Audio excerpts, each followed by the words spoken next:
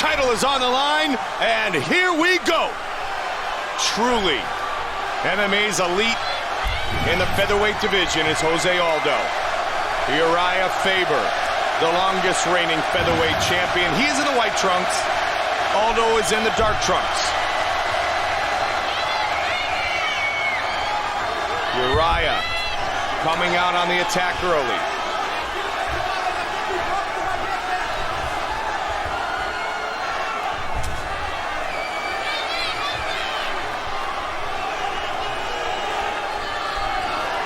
Faber ready to unleash. Be interesting to see the strategy start to develop early, Joe. Yeah, absolutely. Both men clearly respecting each other's speed and power. No one wants to commit. Trying to sweep that leg. He's bouncing off that right or that left lead leg is Urijah Faber. Throwing with tons of aggression. Busted up his hands against Mike Brown, fought through it. Creatively throwing elbows and the like. 7 months of rehab.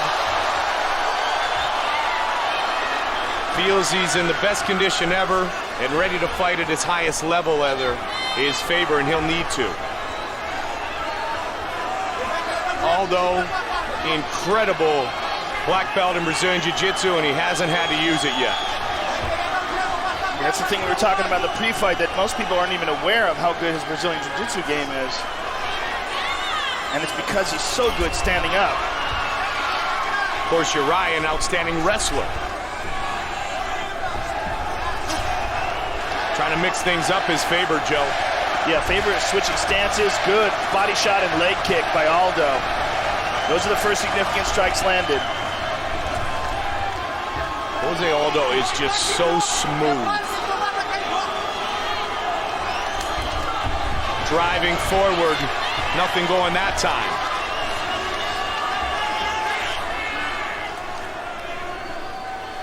What Faber is trying to do right now is mix things up. He's trying to stay unpredictable, leading with all kinds of different strikes. Aldo very patiently waiting for his moment to attack.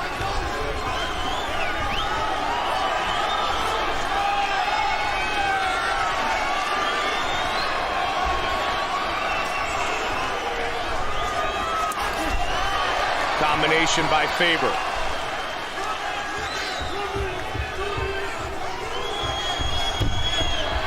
Aldo seeing most of it coming so far, Joe. Yeah, Urijah is having a hard time closing the distance on Aldo in landing flush. Good counter. Both guys moving very well. Yeah. Tremendous athletes, as well as everything else. Just the athleticism inside this cage right now is off the charts. Well, it's one of the reasons why nothing really is heated up yet. Is both guys are so explosive and quick, they can't really get a beat on each other. Fight scheduled for five-minute rounds. Big knee by Aldo. And a big breath by Faber after that connection by the champion. Good cheek by Urijah. He's looking to pick him apart on the feet, at least here early. Now, we've seen in many fights before, you do battle on the feet until late in the round and try to score points with a takedown. See if Urijah looks for that as we get under a minute left in round one. Urijah leads with the shot to the body. Fake the shot to the body. Same shot again. Yep. That combination is working, Joe. And he's trying to land a knee to it as well. And Aldo lands a big knee to the body. That one was hard. 30 seconds. Faber started to come in with that same combination, and that's when Aldo was able to adjust and counter nicely. And there Urijah changes things up.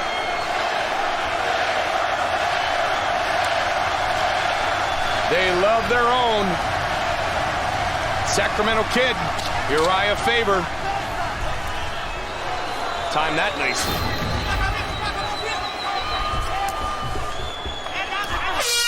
Things are just starting to heat up. I would agree with that. I would agree with that, Joe, but in the mind of Urijah Faber, that's something he talked about. Yeah. And something to look for as this fight continues. Second round here in Sacramento. Faber trying to close the distance. Aldo so elusive. Good head movement. Duck and roll by José Aldo. Kick to the body of Urijah Faber. Oh, good leg kick. I like how he got under the front leg. Well, he's trying to time leg. Trying to see if he just can't whip those legs right out from underneath the challenger.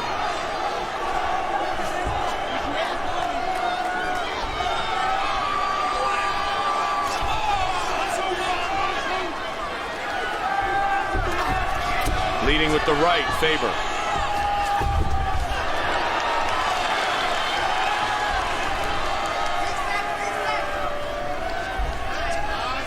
In and out.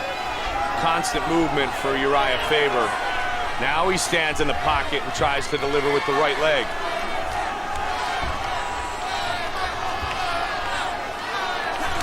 Oh my! Just glances the chin with that uppercut. Faber trying to answer. Faber is having a hard time with his distance, Mike. It seems like every time he throws a shot, Aldo is just slightly out of range, whereas Aldo is finding the range earlier, especially with his leg kick. Faber leading with that right hand a lot, Joe. Again with the leg kick. The significant shots again are being landed by Aldo.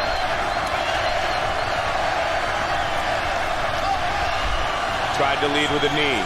That flying knee against Swanson, truly highlight reel material.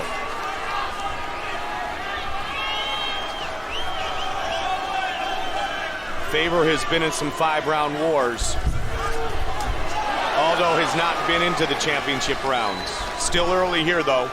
Just about the midway point of round number 2.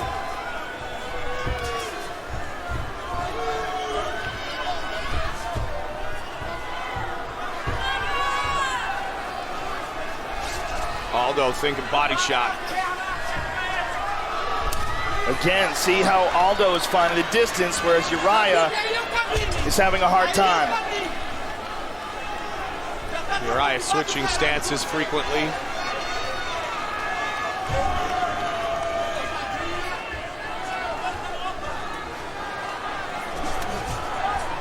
Constantly flipping the hips around. Trying to keep the champion out of target range. Good Aldo kicks, is only listed as an inch taller than Urijah Faber, but he seems taller than that when he's in the cage. His distance, his reach, it seems like a significant advantage. Faber is stocky. He's very muscular. Aldo more long and lean, and plus, as you know, Joe, you turn those hips a little bit, you extend that shoulder, you gain yourself a couple of inches of reach. Again, with these leg kicks, he's landing them over and over again, and he's nowhere to be found when Urijah is throwing his big shots. Let's watch to see if he sets it up again. Urijah has got to do something different here, and I think he realizes it.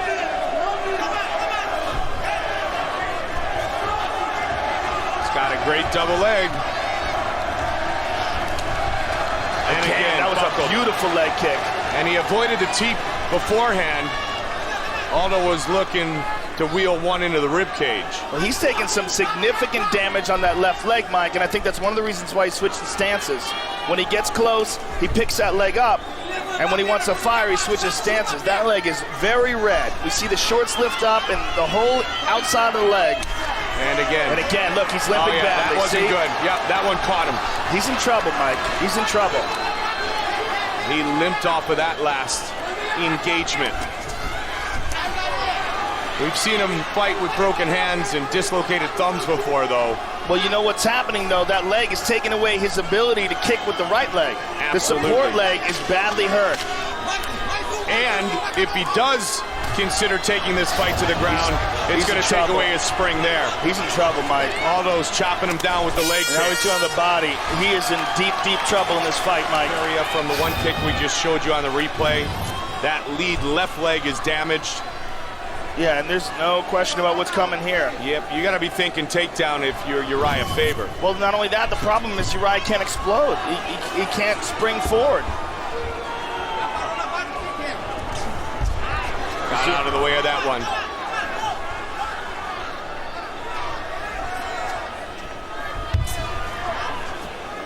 This looks a lot like the second fight in this cage for José Aldo against Jonathan Brookins back in November of 08, where he just kind of leg kicked him until he could no longer take those leg kicks. And this is what we're talking about. 6-0, 6 knockouts, 3 in the first round, and he's a whiz on his back. 4-time Brazilian Jiu-Jitsu champion, World Jiu-Jitsu champion, Brazilian Jiu-Jitsu black belt. And José Aldo just continues to put on a Muay Thai He hurt clinic. him bad. He hurt him bad, Mike. I don't know how much more, as you said earlier, he can take, Joe. Yeah, there's more than 3.5 minutes to go here. Man, you want to talk about MMA's elite. At 145 right now, we might be seeing it. Yeah, not just at 145, I believe pound for pound. I think this kid's one of the best in the world. I think he's top 3 or 4 in the world. Still, though, Urijah's standing, so that means anything can still happen. 3.5 remains in round 3. Anything can happen, but if you notice the way Aldo's fighting, he's very measured. He's not doing anything crazy. He's not taking any dumb chances. He hurt him bad with that. You know, Urijah is tough as nails. He's going to gut this out as much as possible. We saw that in the fight with Mike Brown when he fought with 2 useless hands. But he's in bad trouble, Mike. Aldo's so smart. Such a smart fighter. Disciplined. Taking no unnecessary risks. But yet at that same time, Joe, he continues to engage. Yeah, he continues to inflict damage. And taking very little. If any. He hasn't really been hit clean yet. I feel another one coming. To the body. Oh, and that again. was hard. Scramble. And look how quickly he got to his feet. And of course, when you are a Brazilian Jiu-Jitsu black belt, you can throw kicks as frequently as you feel you want to, because if you do get taken down, you're not worried about it as much. And Urijah hasn't thought about the takedown. So Aldo kicks very freely, kicks at will, and delivers another shot to that same spot. That one was devastating. And he's... Oh, he got hurt. Aldo looking to finish. Faber's in trouble. Look at Urijah's just blasting back though. Nothing but heart. That is why he is and has been beloved as the former featherweight champion. Yeah, because Aldo was opening up on him there, and he made Aldo respect him. Kick right on the chin of Urijah Faber from José Aldo a moment ago.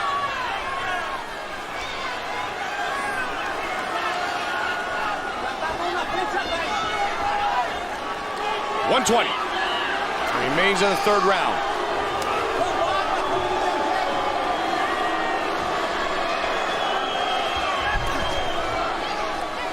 Lead right hook. Again, the combinations, man, just outstanding. And his timing and placement. He's going to mix those kicks up now, too, because Faber's going to have a tendency to drop that hand and protect that badly damaged left leg, leaving himself exposed like he was a moment ago for the head kick.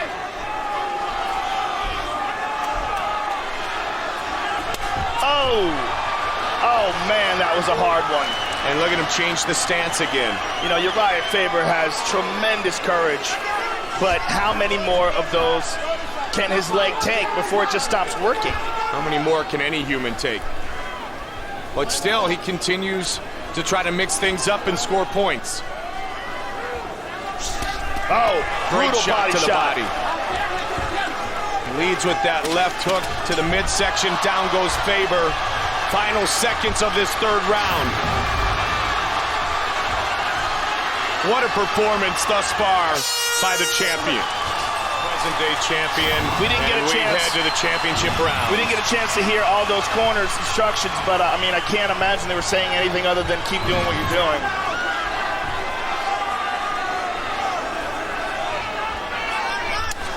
Again, Joe, what can Faber do different? What should Faber at least attempt to do differently? Well, you know, what he could do is switch stances, but then Aldo's going to attack that leg. I mean, it's really simply a matter of him being outclassed. And it also could be a matter of just the game plan wasn't the right game plan. Maybe he should have tried to shoot right off the bat, try to take it to the ground and avoid submissions and do some ground and pound, but he chose to try to stand right away, and because of that, he landed so many leg kicks, Aldo did, that Faber's, you know, he's taken away most of his mobility. Faber can't do much right now. And again oh man. He's badly He's jacking up the knee is what he's doing too. And now he's giving up that front leg, as I said before, but Aldo's gonna attack that, and that's what he did. Aldo wants to finish this fight right here. Faber tied him up in half guard, and he wants to try to attack a leg. He's gonna try to roll out of it. Now he's mounted. Oh, not good. Aldo trying to lock it down and defend his title. And Aldo has a vicious back mount. Look at the way he's curling those legs back to hooks.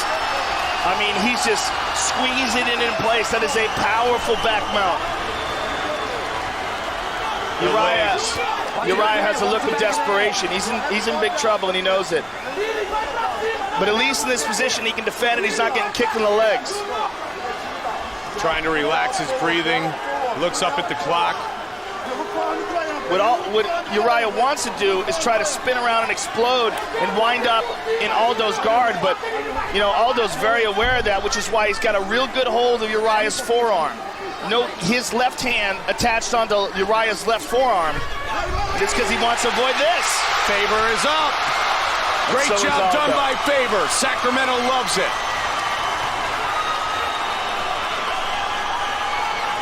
Good patience. Still Faber able to explode out of trouble there.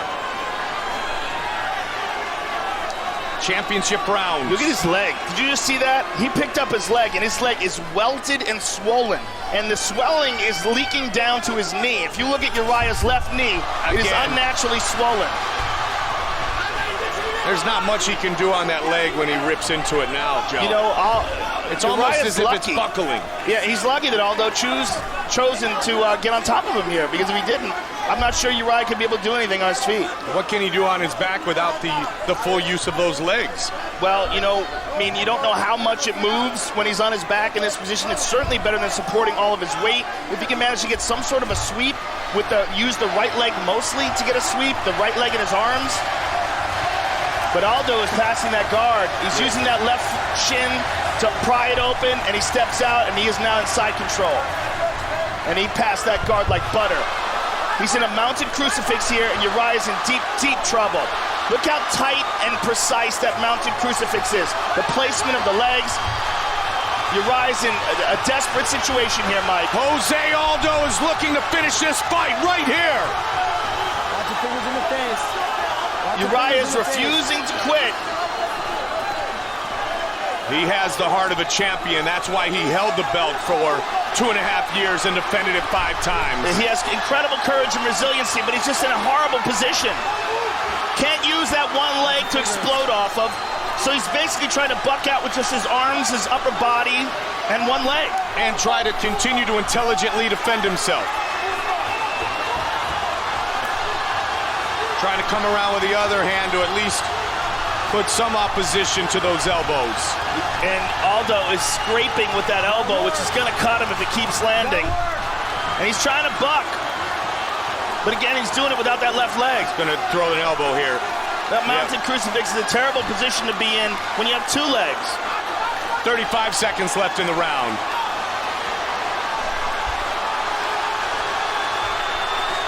No one has ever questioned the courage of Urijah Faber. It's just simply a matter of what can he do here. Aldo looking to secure the title. Referee Josh Rosenthal right on top of the action. You know, and 10 seconds left in the round. Credit to Josh Rosenthal for not stopping this, because Urijah has not done much to defend this. 5 seconds left in the round. Josh Rosenthal very aware that these aren't the most powerful shots in the world, that Urijah is still trying. He's kneeing him in the back, and he gutted it through it. For the California kid. Fifth and final round. Featherweight title fight.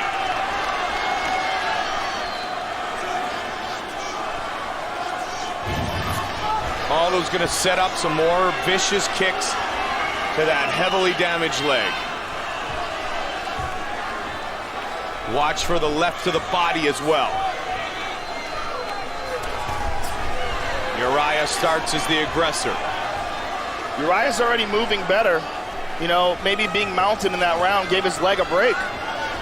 Well, he's not going to get too long a one if José Aldo has anything to say. Well, wisely changing stance again. What he's got to be careful of is Jose faking that low kick and going high, because he's so scared of it, he's so defending at it, that he's dropping his arms down when Jose goes to kick him.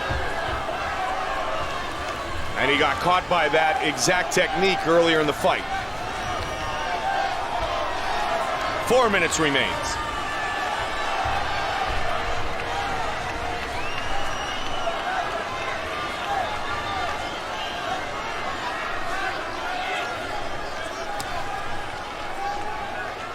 Faber with the right hand.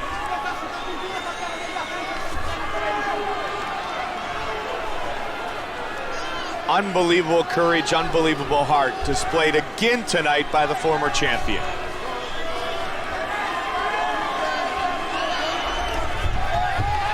José Aldo, 16-1.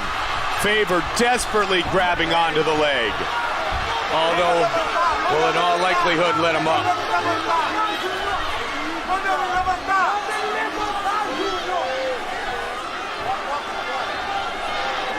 Look at the bruise and the bruising on that left thigh area of the California kid.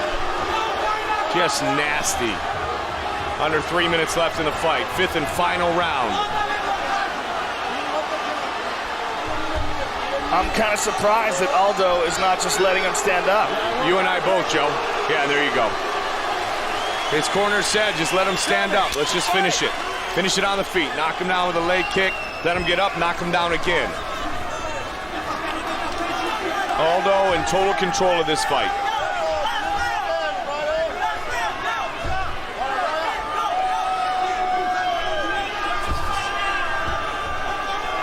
Past the midway point.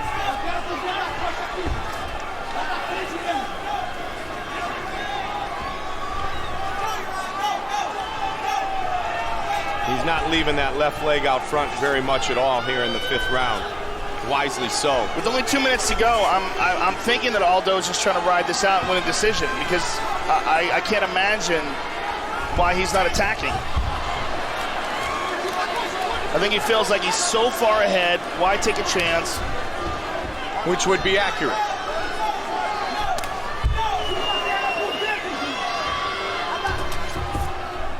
Now he'll start to work on the other leg. Just over 90 seconds now.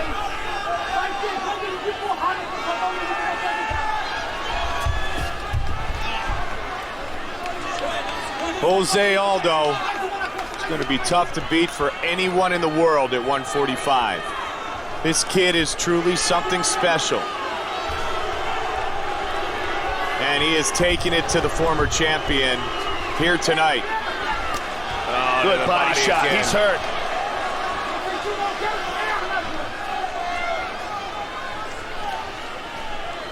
He's just that good, isn't he? He really is. He's just outstanding.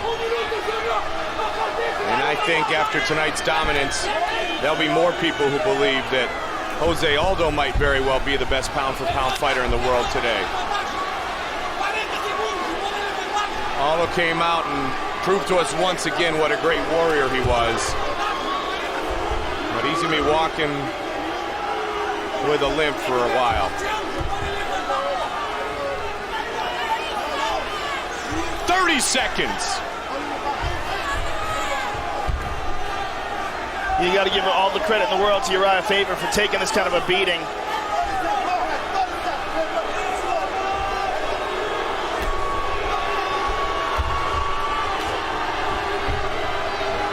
Final 10 seconds. José Aldo dominates Sacramento zone. Urijah Faber to remain the featherweight champion of the world. I mean, this is the story of the fight. It's all about the leg kicks. Aldo's just complete and total domination with his Muay Thai. Over and over and over again. The only thing I could think of is that eventually he got tired and he didn't want to take any chances and he knew he was way, way ahead. The mounted crucifix at the end of this round got on top of him, pounded on him for well over a minute. For the winner by unanimous decision, and still the undisputed featherweight champion of the world, José Aldo Jr. Smooth Ben Henderson. Finally, it is on. Anthony Pettis does not want to touch gloves. No love lost between these two. And like you said, Henderson goes in with no chip on his shoulder, so relaxed, and Pettis kind of does. He's got something to prove. He's going to show the world. You know, you could go down your checklist of fighter attributes and who you'd give the edge to, and I think at the end of that scorecard, you'd be almost dead even. Yeah, you would. I mean, the one guy's strengths, they kind of even out, balance the other guy's weaknesses. Very, very evenly matched fight when you break everything down and put everything together. And really the big question, there's Henderson taking a little page out of Pettis' book right there. Showing him, hey, I got a black belt in Taekwondo as well. It's very interesting to see who's going to have the advantage in wrestling. We all thought Shane Roller did in the last fight, and he didn't. And on paper, you think Henderson should, but we'll see.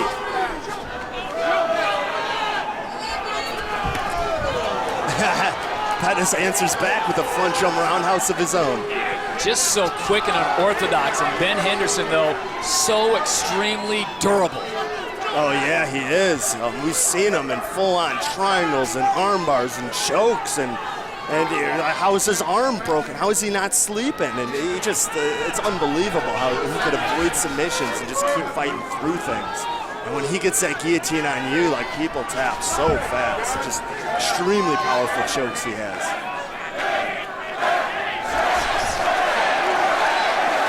The guys kind of finding their range. Pettis being patient, trying to set up something big. This one's scheduled for 5 rounds. Remember, the winner tonight retires the WEC belt, and a unification is on, and it's Ben Henderson getting to the clinch first after a lethal combination as he comes forward. Yeah, finally got aggressive there, let his hands go, got the double unders on Pettis and is not letting go. Looking to take this fight to the ground early. I think a lot of fighters underestimate the strength of Ben Henderson, his easy demeanor, but boy, he is such a strong athlete when he gets into this clinch. Very strong, and he sustains that strength, you know? It's not something that drops off, and he goes at such a relentless pace, too. You think he's going to fatigue a little, but he's able to keep this up for 25 minutes straight, as we saw before against Cowboy Cerrone. Softening up the legs of Anthony Pettis, just holds him there in the clinch, and look at Pettis. Feigning like he's yawning. This is nothing. I think I remember seeing that from Ali back in the day. In between rounds, he's doing it during the round. But there it goes.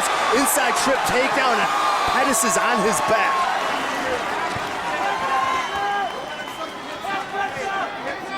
Yeah, it's such a deceptive takedown. You get the double unders, you try winging the guy around from side to side, he defends it well, and then when he least expected, you just push forward, dig that leg on the inside, trip him back to his back.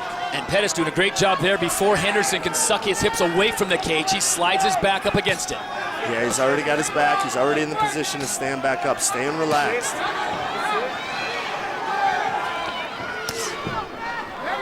To the base of Ben Henderson. Oh! Armbar attempt. Henderson sees nothing to it. Yeah, and don't forget that Pettis has got a great triangle. Tapped out a lot of top fighters with that triangle. But like I said before, something's crazy with the arteries in Henderson's neck. It's like it can't be choked out. How close to the TV screen do you think Frankie Edgar and Gray Maynard are? Or are they just thinking about their fight on January 1st? Oh, I'm sure they're watching this attentively, for sure. Paying big attention here. There's those kicks from Pettis. Just so dynamic, so powerful. 1 minute to go here in round number 1. This one's scheduled for 5 for the lightweight belt.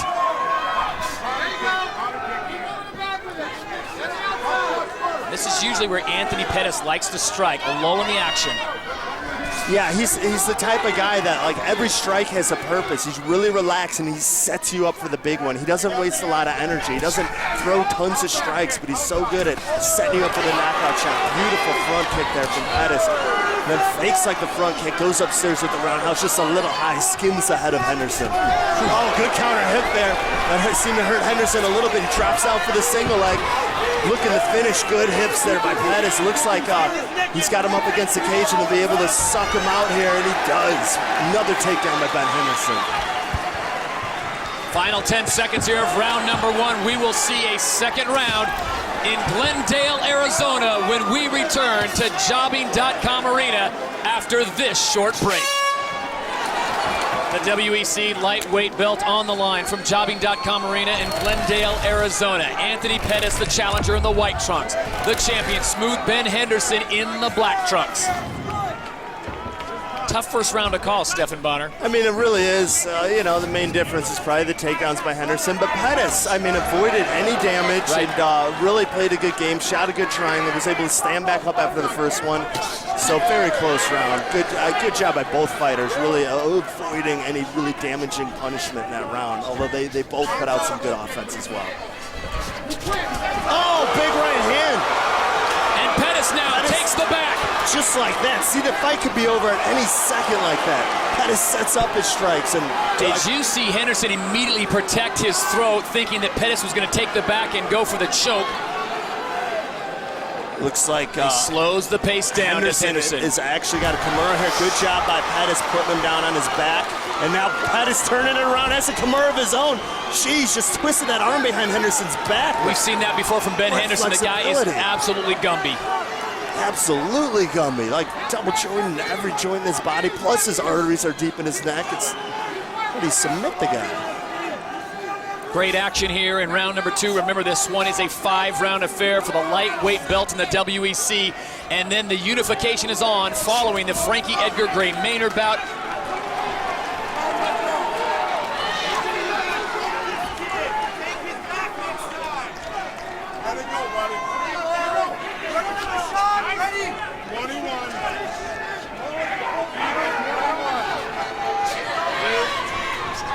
Pace slows just a little bit. Keep your eye on Anthony Pettis in the white trunks, looking for something to launch against the champion, Ben Henderson.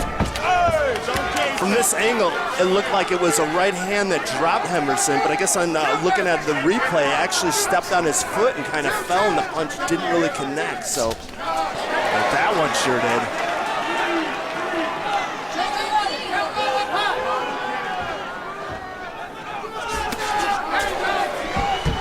Big left just missing from Ben Henderson. Then he goes to the attack and grabs the single. And that's what he does so well, mixing up that strike and grappling, try to get you an exchange, dropping down for a shot. You sprawl, pop back up, get more punches off, then back in on your legs. Ben Henderson, so smooth in the transitions.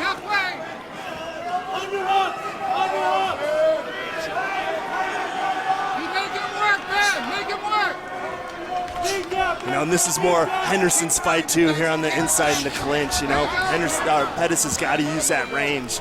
Once he's on the outside, then we're going to see some more of that vehement striking. Anthony Pettis looking for range, looking for distance to do something spectacular and come in and try to end the reign of Ben Henderson, the champion in the black trunks. You got to respect the punching power of Ben Henderson. He's not all about Muay Thai and Taekwondo. No, he has great power in his hands and a pretty good kicker as well.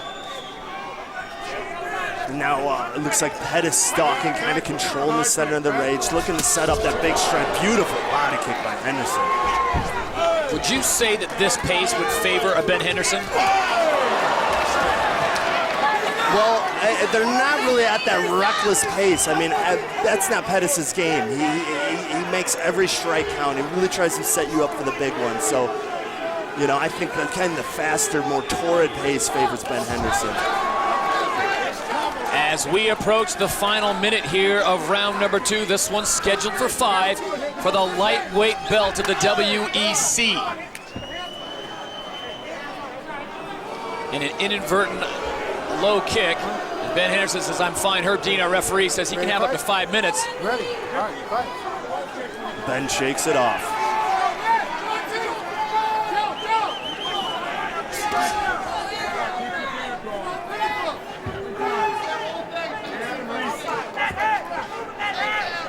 Both fighters just, Stefan, just so crisp with their striking. And you see a fight like this where it slows down, it's, well, they're so equally matched. I mean, it's, no one has a real major advantage.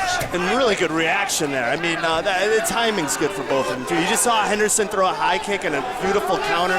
Pettis went underneath and kicked the leg that Henderson was standing on, but Henderson's got some thighs on him. Usually that takes the guy's legs out, causes him to fall down, but not with that. This is one of those fights that's been a year in the making. As both of these men climb the mountain, Henderson, the defending champion, and Pettis has had his eyes squarely on this belt as we go under 10 seconds here in round number 2. So we will see a third round from Glendale when we return. I'm Todd Harris as we prepare to turn the page on the WEC and roll into the UFC.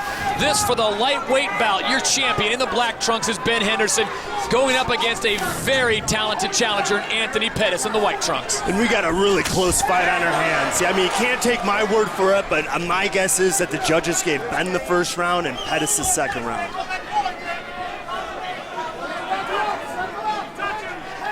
One of these men will retire that UFC belt, and then they will get a shot at the UFC belt to unify them. That coming after the Frankie Edgar and Gray Maynard bout.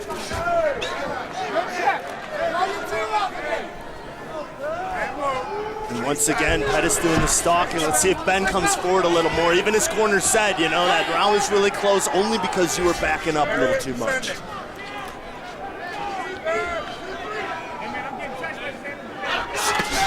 Oof. Ill intentions on that straight right from Ben Henderson. Yeah, he really loaded up on that punch and got Pettis with the takedown. Henderson continues to work, throwing the elbows into the thigh. The guard, going to the full mount, getting the back of Henderson. Wow. Henderson giving up the back to Anthony Pettis, a dangerous place to be. Henderson trying to protect that choke, going to stand up. Good job of cradling. See how Pettis locked his hands there? It's an excellent defense. Avoid getting shaken off the top when you got someone's back. But Ben's so flexible. Just seems like he can sit in this position all day and just slowly start to shake Which him off. fighter, though, Stefan, is exerting the most energy in this position? I don't know, but I mean, it takes a lot of strength to hold on like that, but it also takes a lot of strength from Ben to carry someone on your back, you know, all someone's weight on your back. So he's got a 155-pound backpack right now, and Ben Henderson looking for a way out of this. Probably a little more than 155 today. That's the official weigh-in.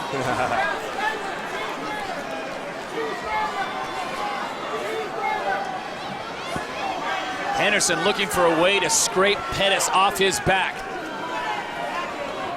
Pettis looks like he could stay there for a long time. He's got the body triangle on. That makes it a little easier to hold that position. This is like getting a 30-second breather in the middle of the round. For Pettis? Absolutely. He's just hanging on. Ben Henderson looking for a way as the crowd comes alive. Pettis doing a good job, not letting go of that arm of Pettis. Sorry, Henderson doing a good job. All right, at a stalemate here. If you're Ben Henderson's corner, what are you telling him? To keep control of that overarm, you know, the arm over your shoulder is the one that could choke you. As long as he controls that, he's not going to be able to get choked. He is going to take some Rocky Balboa-like shots to the ribs right now from Anthony Pettis, and it looks like the champ, Ben Henderson, just cannot figure out this puzzle. Yeah, Pettis just walloping the body of Ben Henderson right now. And yeah, a bit of a stalemate here. Henderson can't give up that arm, and he really can't shake him with a body triangle. So he's just got to kind of sit here and wait it out, maybe hopefully get a break from the referee. 90 seconds to go here in round 3. This one's scheduled for 5 for the lightweight belt. But again, Henderson just being very tranquil and patient. You know, if he does something stupid now, if he really tries to force himself out or slam Pettis, it could cost him the fight, and he's not about to do that. He knows he has 2 more rounds to work after this. Well, you look at the thighs of Ben Henderson. He has got world-class cycling thighs and strength there. But again, you make a great point. He is carrying the full weight of Anthony Pettis right now. Yeah, he is, and Pettis relentless going for that neck.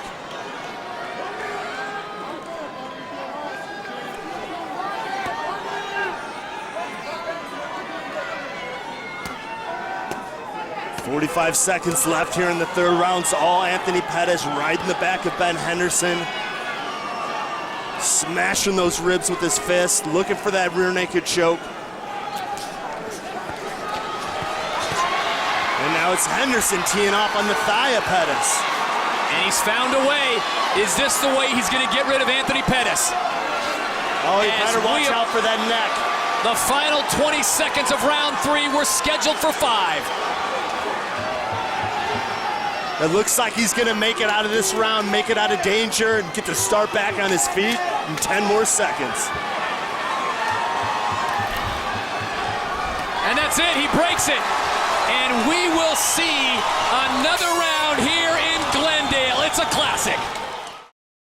Back in Glendale, Arizona, jobbing.com arena.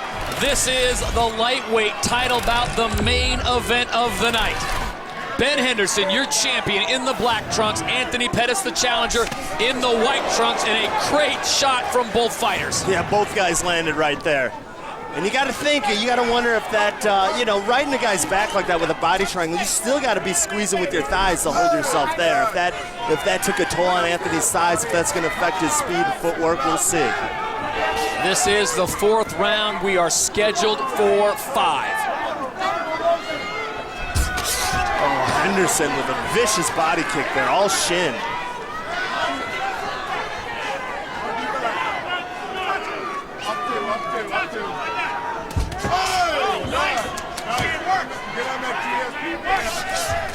Now it's Henderson coming forward with combinations. Tries to shoot a single, and he's in trouble. What an escape there. And it's Henderson on top. Jeez, Pettis had that guillotine tight, and just like a top, Henderson spun out. Are you kidding me? How about this action? Henderson relentless with the guard passing, and Pettis fishing for that triangle. Wow. And now it's Henderson taking the back of Pettis. Just moments ago, he was near a choke, and now it is Ben Henderson, the champion, reversing it. Boy, how the tides have turned. The body lock is in, and it's in deep. Pettis shoves it off. The crowd is on its feet, and Pettis is in a little bit of trouble here. Jeez. And again, it's in deep. This time it's in deep. It's under the chin. This is Henderson's move, too. Oh, how did Pettis get out of that one? So quick was Henderson there. Jeez. Ben Henderson happy to inflict some damage to the face of Anthony Pettis because he can continue to sink in that choke. And look at this. Now it's Pettis' turn to be patient. I mean, he wants to skate bad, but it's not worth getting submitted. My guess is it's 2 rounds to 1, so Pettis has a lead. So the most important thing here is protecting that neck. Escaping is secondary.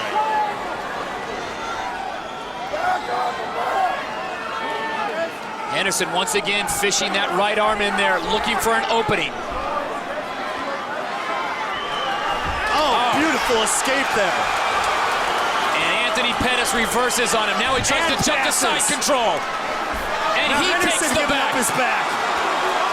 Unbelievable back and forth action here in the 4th round of this title fight.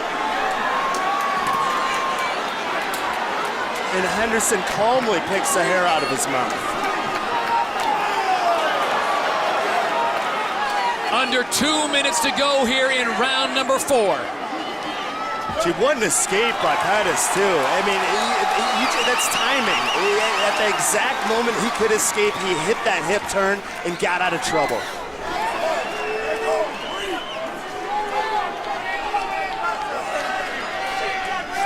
Coming up on 90 seconds to go here in round number 4, the champion, Ben Henderson, looking to retain his belt in the WEC and make the jump to the UFC, where a belt unification bout awaits. And really, what a back and forth round. I mean, jeez, I don't know who to give this round to.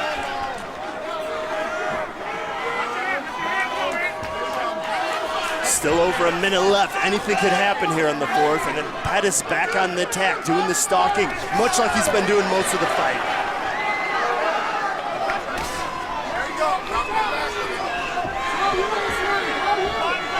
Under a minute to go here in round number 4.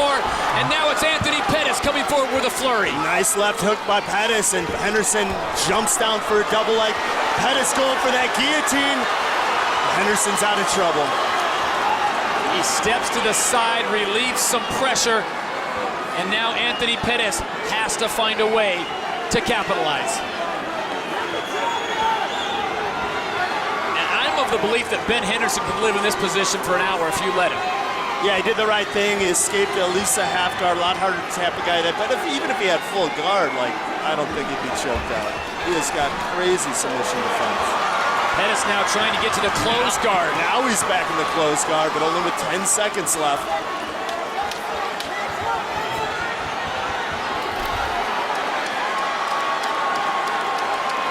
And we will see a 5th and final round from Glendale, Arizona, with a belt on the line.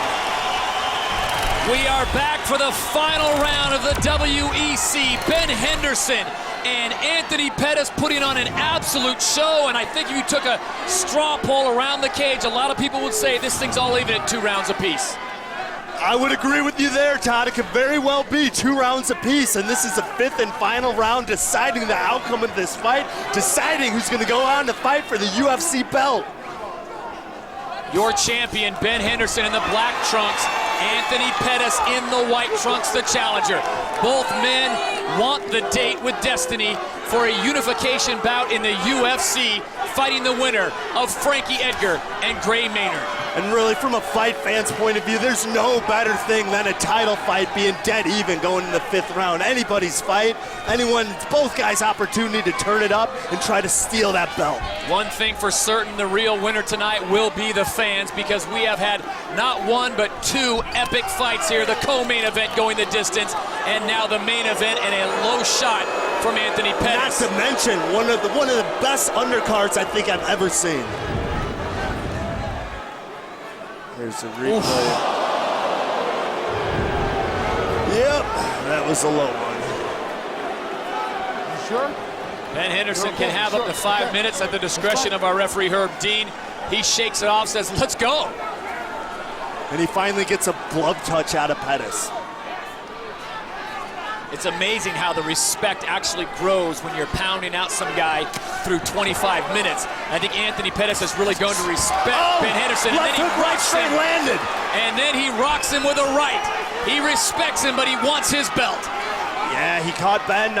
He read Ben. He knew Ben was going to kick, and he threw a beautiful right straight left hook. Both punches land. And now he gains some confidence. You could see it in the swagger of Pettis as he comes forward, pops him with another stinging jab.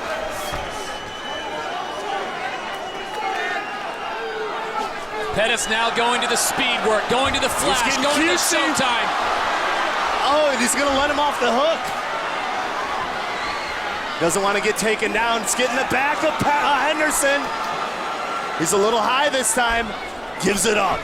Smart by Pettis rather than being caught on his back. Under 3 minutes to go.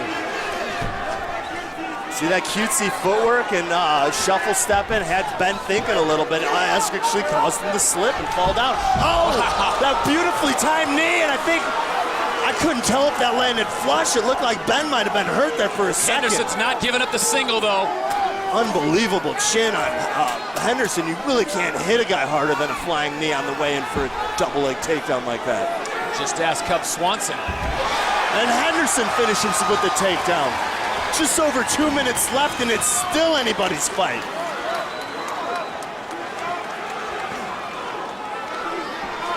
Which fighter wants it more as we approach the final 2 minutes of the WEC in this lightweight bout for the belt?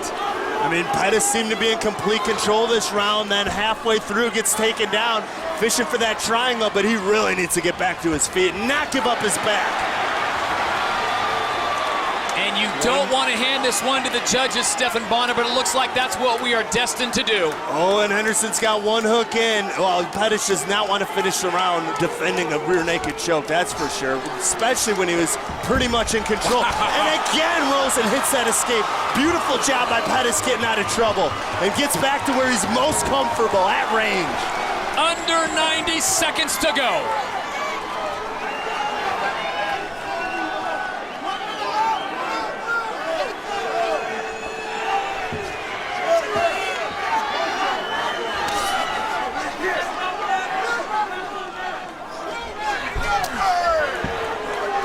Stephan, I cannot think of a better way to bring down the curtain. Oh my goodness! Did you see that? He ran off the wall like a ninja and landed a high kick. Unbelievable. I've never seen anything like that. It's like something out of a movie. Anthony Pettis goes full matrix on the champion, and now he's got him in trouble. And Ben Henderson's in a world of trouble. That is something out of the Matrix. I can't believe he landed that in the last round of a title fight. Unbelievable. Here we go, folks. The final 35 seconds as we bring down the curtain. Are you kidding me? And was that creativity something that is going to bring a belt to the waist of Anthony Pettis? Or has the champion done enough to retain it? And really, like, Henderson's got a heck of a chin. Anyone else probably would have been knocked out by that. It absolutely flattened him. And he was able to recover and get there right back up. And, oh man, unbelievable. And both of these warriors have put on a show in Glendale. Welcome to the UFC. It's the classic. Yeah, round one, probably a little advantage to Henderson. Got aggressive, got that inside trip. So Pettis spent some time on the ground, but Pettis, some good counter punch in there, probably closed the round a little stronger. And then round two, another razor close round, but it was Pettis' hands and his feet that probably got him in round two. Round three, a little flash razzle-dazzle from Ben Henderson. Big takedown from Pettis, and spent most of this round on the back of Ben Henderson, having Henderson defend the rear naked choke, pulverizing the body with punches.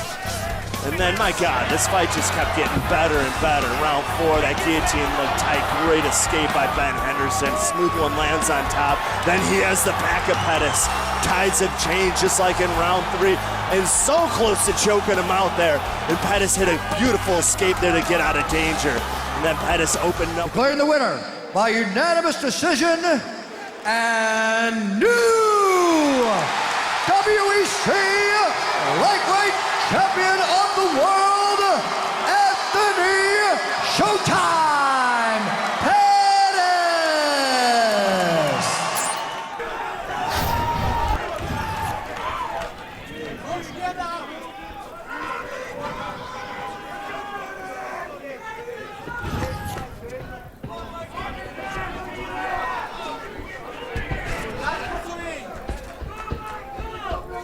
Frank, this is about as slow as we've ever seen José Aldo move in any fight. Being very respectful of the power of Mike Brown, the champ. And it's Aldo who comes with the first big uppercut. He ate an overhand right, though, afterwards.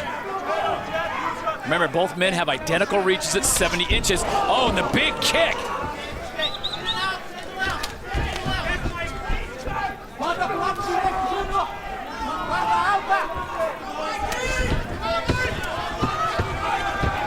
Difficult for both men to duplicate what their opponent would bring. I thought that was a mistake for José Aldo to be so content to get pushed up against the cage like that. But he was able to push off the champ. Where does Mike Brown go to find someone as fast as José Aldo? Right there. And where does José Aldo go to find someone as powerful as Mike Brown? Mike Brown, I like how he's doing his double jab, pumping and trying to close the distance, staying safe. I think a good game plan for him would be to get and push José Aldo against the cage, completely nullify his speed, and be able to really anchor in and use his strength advantage.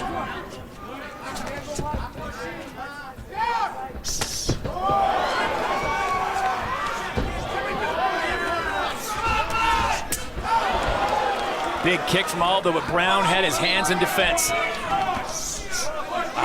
It's just quick, right? He is snapping those off. Mike Brown's got great head movement, though. I mean, see how he's staying loose there? Small cut open up on the right eye of Mike Brown. Just on his brow.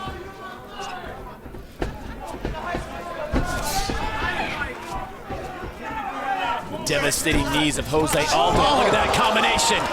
And Brown's dazed momentarily. He grabs a single. Wow. Power of Jose Aldo we see now early. With Mike Brown, the champion, keeping his composure. Looks like he did maybe get caught there, but was able to immediately able to close the distance on Jose Aldo, grabbing the single and stuff the offensive onslaught of Jose Aldo and looking for turn it around and get on top himself.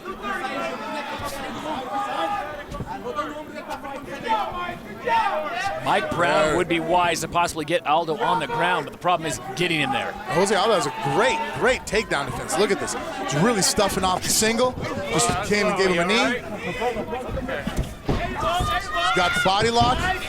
Look at the scrambling bit of Jose Aldo. Yeah. I mean, great balance. Mike Brown locked on his waist right now, and he's having a hard time getting him down.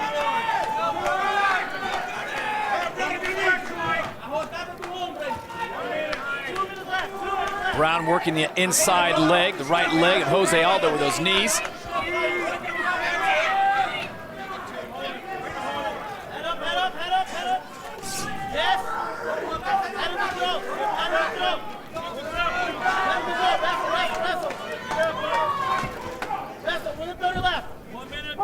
And you've got to go all the way back to WEC 36 of November of 08, the last time Jose Aldo went past the first round.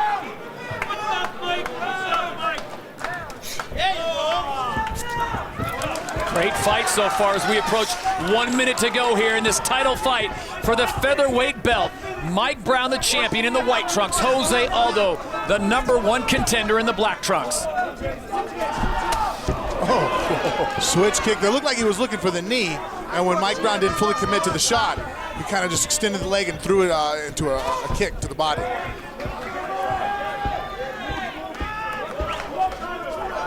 Brown looking for an opening.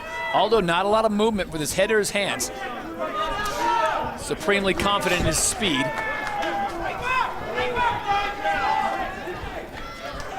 We can also see an attitude in Jose Aldo's fighting style. Not only due to obviously the caliber of opponent he's facing in fighting the champ Mike Brown, but it's a 5-round fight. He's looking to go ahead and see how the first round feels. That flying knee again. It landed to the body. That was... Under 10 seconds to go here in round #1.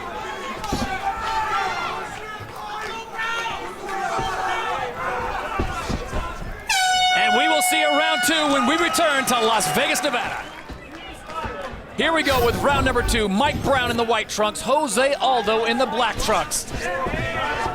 And Aldo with that calm demeanor. Brown now coming forward with a little more determination. Spinning back kick comes from Aldo.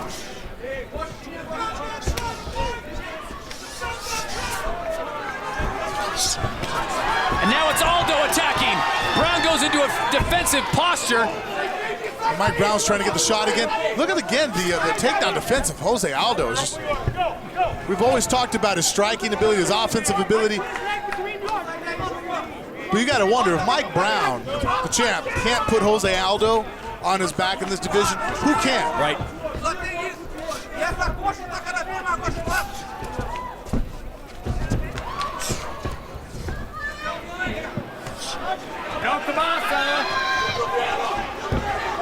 And Brown's in trouble. Brown is in trouble as Aldo goes to the mount. Now he takes the back.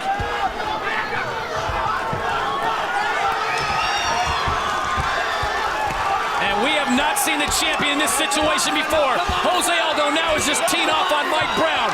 Brown trying to survive. And that's it. Steve Mazzagatti ends it.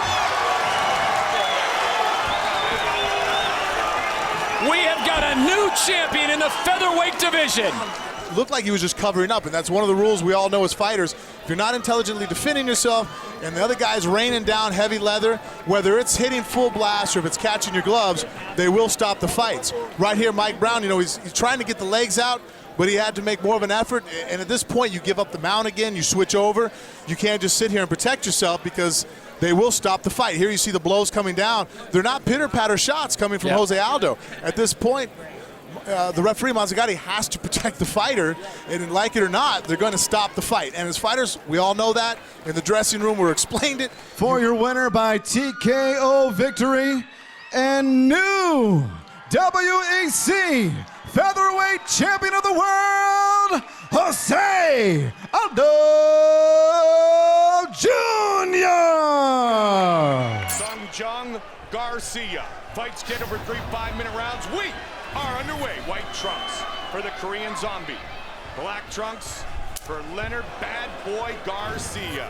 I've never seen Garcia fight before. He has big power in his hands, especially the right. Had that spectacular UFC debut, Joe, against Roger Huerta. Fought Alan Berube, Cole Miller in the UFC, and has since moved on to have glorious performances here in the cage, including his win over Little Evil Jens Pulver.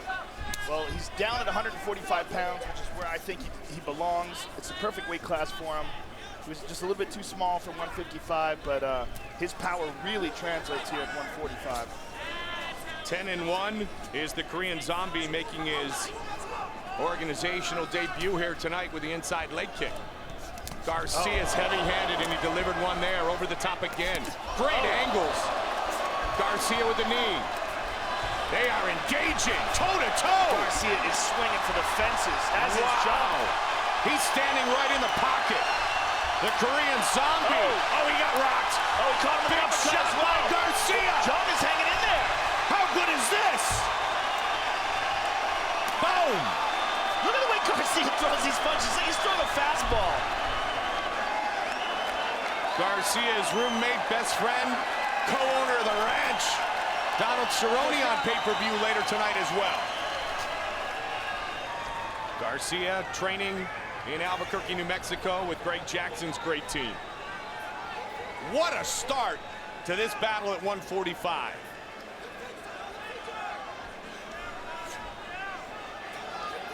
Knockout or be knocked out. Yeah, exactly. Jung can take it, man. He took some big shots there. Chan elbow Sung by Jung with the elbow, and he's always moving forward. Korean top team, nice kick. Looking to pick Garcia apart now. Garcia may be slowing down here, Mike. Jung is pouring it on. Reckless abandonment. The description used by many in talking about the Korean Zombie. Garcia is slowing down, Mike, and Jung senses that. He's moving forward. He's losing steam in his punches and kicks. Leonard was trying to set up that switch kick a moment ago, and Sung Jung just pushed him away, Joe. Greg Jackson calling for the double Head jab kick from Leonard. Jung's walking him down now, Mike. The effort that Garcia throws into those punches really wears you down because it's like he's sprinting. You know, every punch he throws, it's 100% full effort. Shot caught again.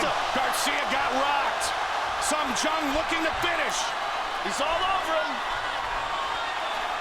John Shorley right on top of the action. He's throwing that leg up. He's looking for an armbar, Mike. He's looking for an armbar or an omoplata at the same time. See, as he pulls that leg across the shoulder, he can either trap the left arm for an omoplata or the right arm for an armbar. Okay, right arm's out. All he's got is the omoplata left. And the Korean Zombie is free, right back to the ground and pound. Greatest nickname ever? Might be right there. Right up there. Absolutely. The Korean Zombie.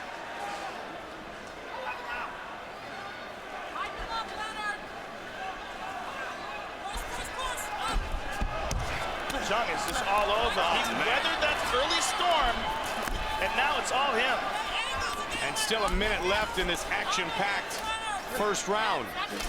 Garcia is taking some big shots. He gets back up Looking to to his set feet, up the but knee. He wants to clinch. he is exhausted, Mike. Look at him.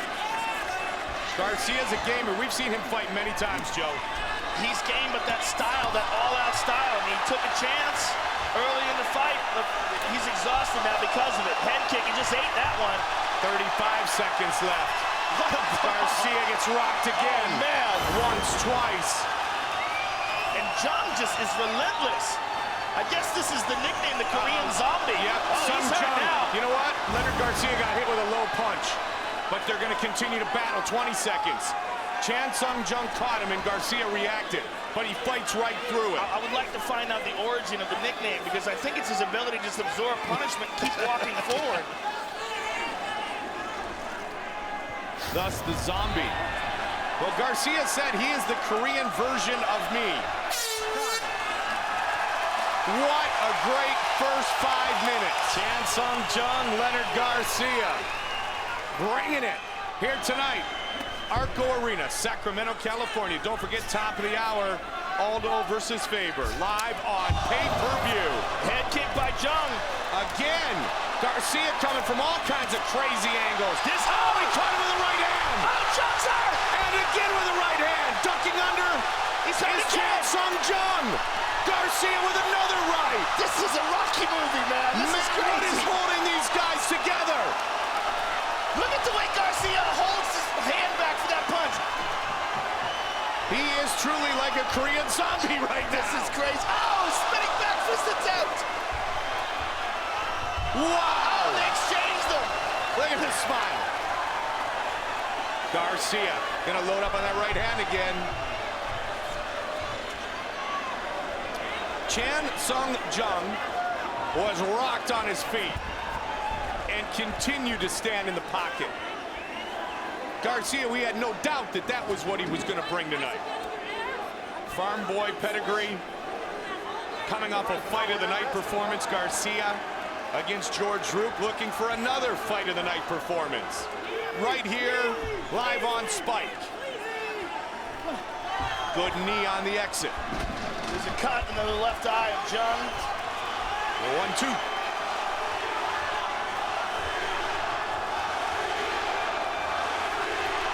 Wow, power behind that hook. Garcia doesn't have a slider. He doesn't have an off-speed pitch. It's fastball, fastball. Boom to the body. Head kick.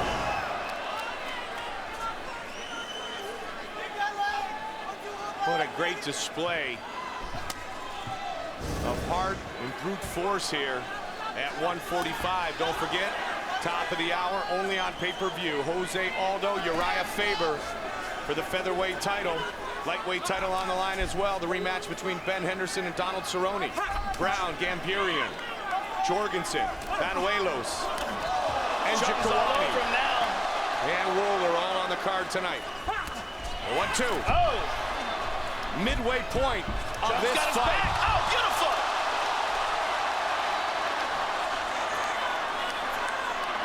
Got both hooks in, Joe. Garcia is trying to spin and turn out into Jung's guard. And Jung recognized that, locks on the body triangle. And Garcia correctly moves towards the side the triangle's locked in on to try to put pressure on the knee. Trying to explode and wind up on top. And he escapes. Garcia and Sung Jung back on their feet. This place is deafening, Mike. And we're only in the second round. I don't know if these guys can keep this up for 3. Unbelievable pace. Unbelievable punishment taken by both fighters. Garcia was rocked in round 1. Sung Jung early in round 2.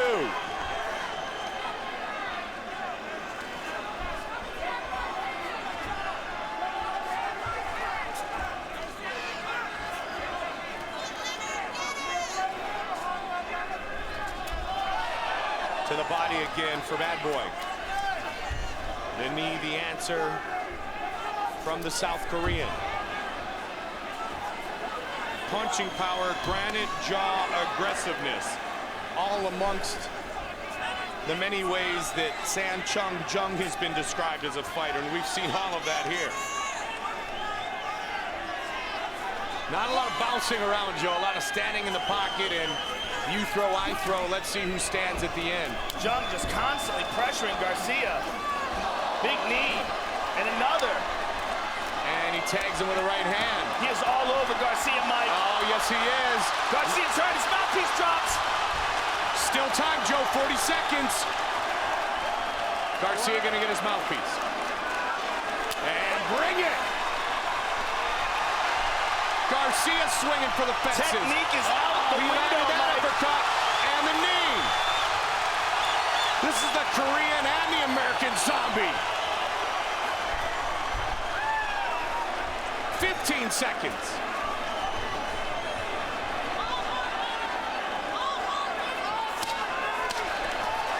Head kick by Garcia.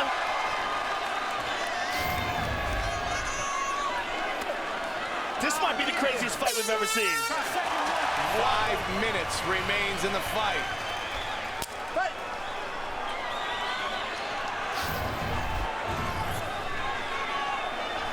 Close fight. Both men close to being finished. Good kick by Jung. Garcia with the jab. Garcia looks reinvigorated, Mike. It looks like he caught a second wind. He's put in the training 7,200 feet. He trains at in Albuquerque, New Mexico, lives up on the farm with Donald Cerrone, his best friend, the 10-acre ranch in New Mexico. Well, just doing that, just being at altitude, is a significant advantage coming down here to sea level. No question. He's up on his toes, too, now. He's definitely recovered. But Jung is still pushing forward. And in round one, after he exploded early, looked like Jung might take advantage of a bit of a fatigued Leonard Garcia, but what a great recovery. And Jung has done this in every round, Mike. He started off fairly slowly, let Garcia wear himself out a little bit, and then he comes and pours it on towards the middle and through the end. Leonard seems to be a bit more of a technician here in the early part of round three, though, picking his spots, maybe for that exact reason, Joe. Oh, he's attacking now. And here comes Jung. He's going to wait for the opportunity a little bit later to explode with that last bit of cardio. You saw Urijah Faber in his locker room. He's trying to gain his belt back from the dangerous Brazilian José Aldo. Top of the hour, Aldo versus Faber, available only on pay-per-view. And if you are a mixed martial arts fan, that is mixed martial arts at its finest. One of the most exciting divisions, two of the best pound-for-pound fighters on the planet going at it in Urijah Faber's hometown. Former champion Mike Brown on the card. Lightweight title, it's the rematch. Ben Henderson, Donald Cowboy Cerrone. Call your cable or satellite provider, use your remote, or go to UFC.com for ordering information. Aldo versus Faber, live on pay-per-view, just a matter of moments away. Spinning back kick. And it is a stacked card from top to bottom tonight. Shane Roller, Anthony Njokuani. How about the Jorgensen-Banuelos rematch? Oh, man, that's going to be crazy. Banuelos, best mustache in mixed martial arts. Chuck Liddell, training partner.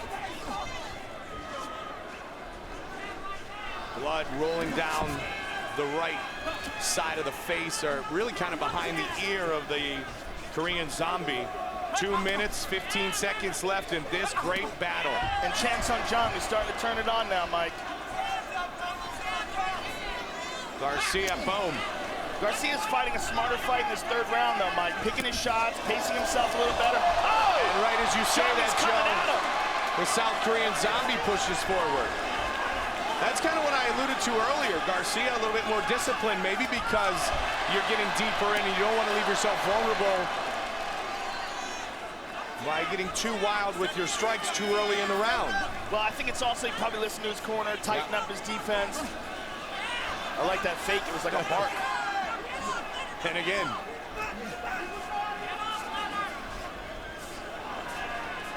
Man, I hope this is a precursor to what we're going to see from these great featherweights on pay-per-view tonight. Well, every fight tonight's been outstanding. Yep. You know, and that is the thing about these lighter weight classes. Just faster action, less breaks. Oh, just pointed on. Garcia trying to What answer. an exchange! Oh, man, what is keeping these men standing?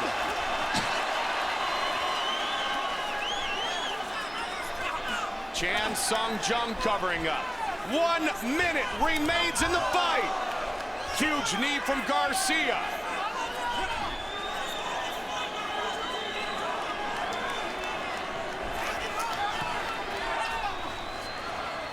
"45 seconds. Kick was blocked. Oh, wheel kick. Oh, Chan Sung Jung just yelled at him. Jung's getting fired up. And so is Garcia. Bad boy, saw him in his locker room earlier. He says, as always, let's just go and fight. I want to put on a show. No disappointment here. 15 seconds.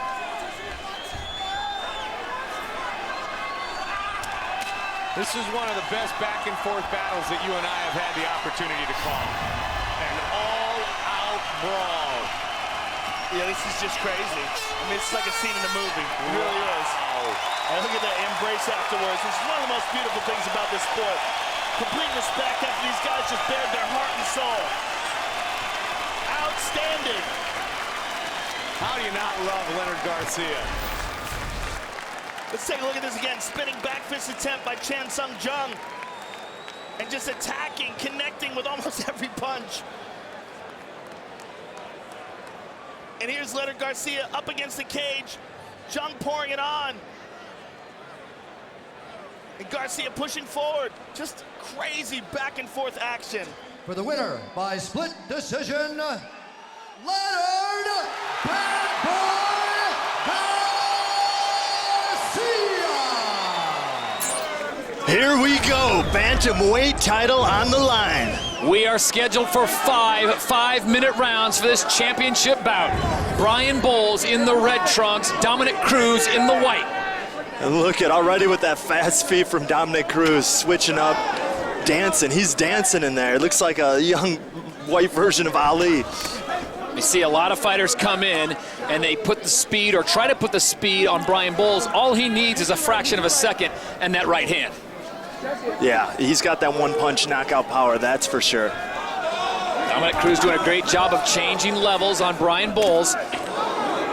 Be very careful, though, and this time it's Cruz that connects first to the chin of Brian Bowles. Beautiful counter punch there as Bowles was coming forward. And we know Bowles can take a shot because in that fight back in August, Miguel Torres tagged him good. Yeah, he's got iron chin, does Bowles. I'd be really surprised to see him get knocked out tonight.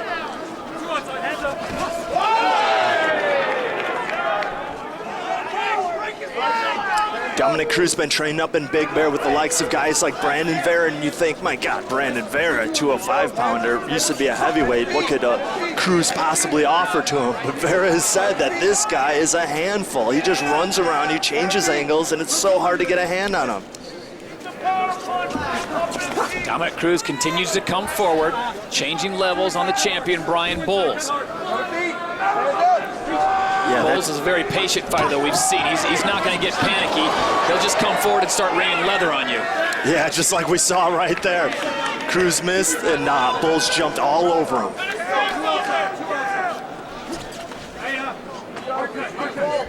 God, Cruz has such good reactions. He goes for that low kick. He sees that Bowles, turns his knee out, starts checking. He pulls off of it. He actually changes his mind in mid-flight.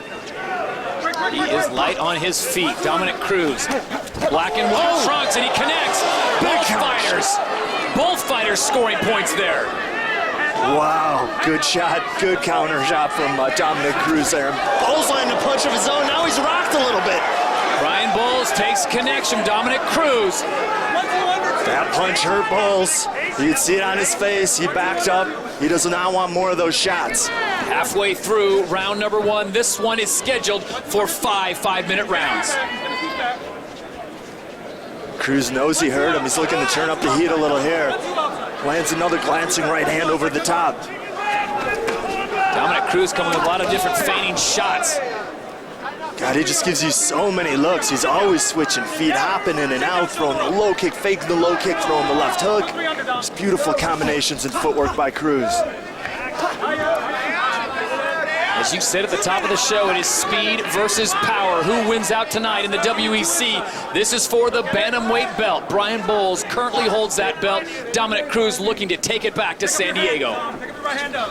Even though Cruz probably isn't the harder puncher, shots like that where Bowles is walking in, those make the punches a lot harder because you got all your weight and momentum going into the punch. Kind of like it in baseball. The harder the fastball is, the farther it goes out of the park.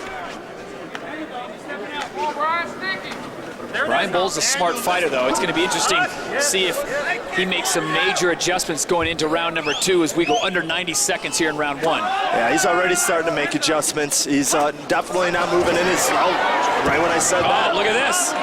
Beautiful takedown by Cruz. It looked like that same knee tap he used a lot versus Benavidez. So this is an aspect of the fight we have not seen so far. The first 4 minutes, really a stand-up striking battle. Who do you like if it goes to the ground and stays on the ground?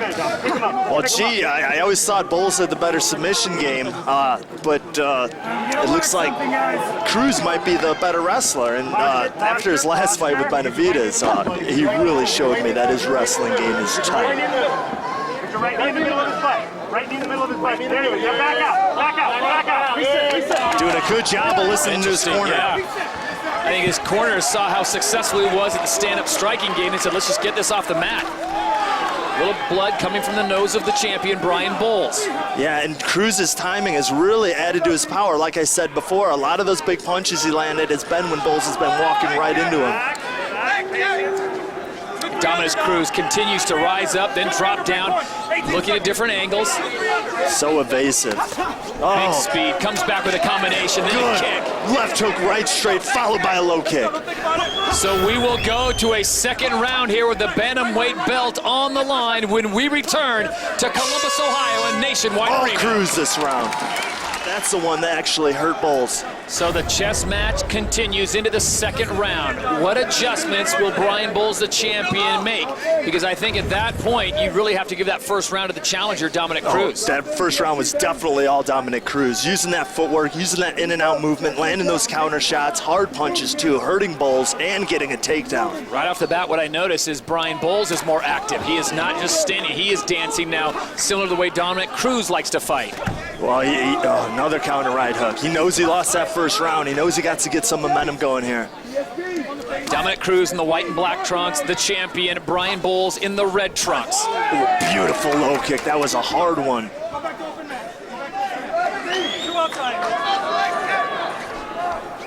Yeah, Cruz is just countering Bowles so well. Well, you can tell Bowles is a little confused here. He doesn't want to chase him, but he kind of has to because he knows he's down. And the thing is amazing to me is Brian Bowles is not a slow fighter by any means. I mean, he's a pretty quick fighter. Oh, he lands a big punch there. Good count. That was probably Bowles' best shot of the fight. Yeah, he's pretty fast himself, but the speed of Cruz is just unbelievable. Dominick Cruz losing to Urijah Faber 3 years ago in a fight where he was just overmatched by the speed of Urijah Faber, one of the fastest fighters in the WEC. And that jab's getting the Bowles. You could see the blood dripping out of his nose now. And Cruz smells blood. You know, although Cruz has a lot of decision victories, he has excellent finishing instincts. You saw that against Benavidez. Every time he landed a good shot, he'd jump all over Benavidez. And that's the only area right now where Dominick Cruz seems to be leaving himself open. When he comes in, if he doesn't connect on those combinations, Brian Bowles is quick to jump on it, close the distance, and just start pounding. Yeah, and that's how Bowles just landed that counter right hand a minute ago. But since then, he's ate a couple jabs. You see the blood running down the nose of Bowles. Now Bowles looking for the counter himself. Oh, and a big kick that drops the champ to the canvas. Cruz just taking it to him. Another counter right over the top. Wow, what a hard low kick. They actually dropped him, knocked him down with a low kick. He's going to slow Bowles down if he keeps landing that.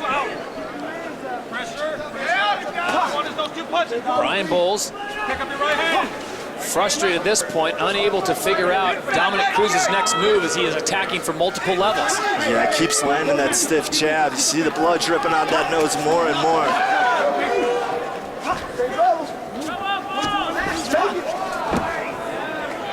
God, what footwork, what movement. Great angles by Dominick Cruz. Very loose is Dominick Cruz. There he connects. Great counter by Bowles there. that's the thing Bowles is good at too, grabbing the leg and countering. Bowles misses, and Cruz comes back with a beautiful devastating combo. low kick. Under 2 minutes to go here in round number 2. This one's scheduled for 5. This is for the Bantamweight World title of the WEC from Columbus, Ohio. You could just hear from the thud of that shin slapping the thigh. Those low kicks hurt. They are definitely going to take a toll on Bowles, and he's going to really feel them if he makes it through this round. And during the rest period, when you sit on your stool for a minute, then get it back up on that leg is really when you feel the effect of those low kicks. You gotta wonder if Dominick Cruz can continue this pace if, in fact, it does go the full 5. And Brian Bowles now closing the distance. Bowles got hit with a low shot there, and he kind of needed that. He needed a little break here. He needs to regroup, think about his game plan a little. Now he will get a full 5 minutes if he wants it. Here, let's take a look at that. Yeah, he actually went for a knee to the chin, and that shin came and hit Bowles in the groin. Dominick Cruz just warned there. Brian Bowles, again, has up to 5 minutes if he wants it. Most fighters, though, just need about 30 seconds to a minute to shake that off, and then they're ready to go again. Just shows just how tough these guys are. Yeah, you could see the effects of Cruz's punches on Bowles' face right now. His eyes seem swollen, his nose is bloody. His confidence is starting to go a little bit. And Cruz is pouring it on. Wow, what a combination, what a flurry.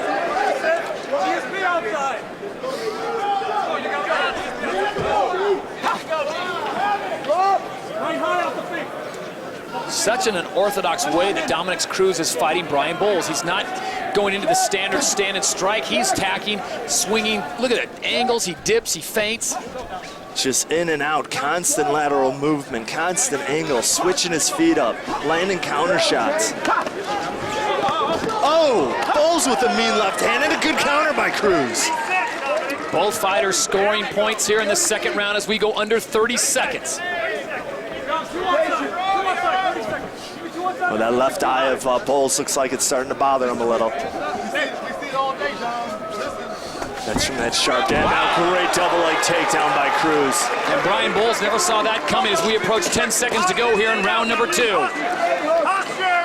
So it's Dominick Cruz who has changed things up here in round 2. We'll see a third round when we return to Nationwide Arena. Therefore, we declare your winner by TKO victory and new WEC Bantamweight Champion of the World, Dominick Cruz! Set for the main event, a scheduled 5 rounds.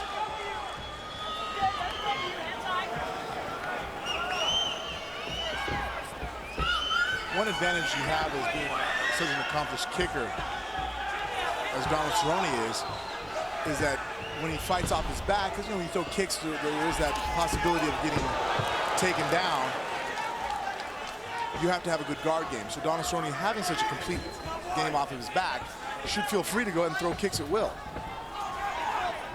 Cerrone was quoted before this fight as saying, if I can push the pace, I can break him. Well, like you said earlier, training with GSP and some of the other guys he has in his corner going up there in Canada, that has to be a huge boost in confidence, especially since you're training with another champion who's also preparing for a fight relatively at the same time. So it isn't like you're catching the guy when he's off peak, or after a fight you're catching the guy when he's also hitting his peak to be at his best. That George St. Pierre fight against BJ Penn going to come up on January 31st there in the UFC. Coming up on a minute and a half gone in round number 1. They're still trying to feel each other out until then. Cerrone has, looks like he's fixed the issues he had in the last fight, that he was really open for right hands. And so far, the champs came in there a couple times, throwing a few right hands, and two lands, one a left, one a right. But Cerrone now on his back, as you mentioned, Frank, one of his skill sets. He is very excellent from the guard here. I've always been very impressed in the early fights I've seen of Donald Cerrone and how he's able to move off his back. You see him there, he was able to nullify the pass of Jamie Varnner, and now he's grabbing kind of a a different look here of grabbing like the rubber guard. It's almost kind of like he's using it to do a choke. Donald Cerrone slamming him down.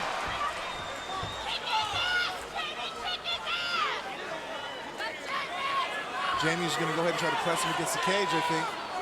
He might be getting choked with this. I don't know. Jamie Varnner was able to land a couple shots, but then since it's gone to the ground, Cerrone able to salvage. Apologize for stepping in on you, but he is kind of doing a collar choke there. So he's using his right forearm. He's anchoring in on the ankle, and he's able to twist in there. It's almost kind of like in jiu-jitsu or in judo, we use the gi as a choke. Donald Cerrone is so flexible and just through just natural gifts of how he's built, was able to use that to choke him. Varnner finds a way, though, to sit up and to unleash and rain down on Cerrone. Those are some powerful punches. Excellent job of coming down and raining down the fury. He needs to be careful, though. Donald Cerrone still is very dangerous from this position. 3 minutes gone in round number 1. Varnner looking for every opening possible.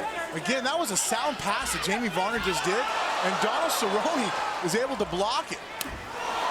Wow. Continues to just unleash Josh Rosenthal, the referee, right on top of it. Donald Cerrone has one heck of a chin, because those are some of the hardest shots you could take in MMA. Is a punch coming straight from the ceiling down to the ground like that, and your head has nowhere to go, bouncing off the back of the canvas. 2, 3, 4 times and finishes that flurry with an elbow.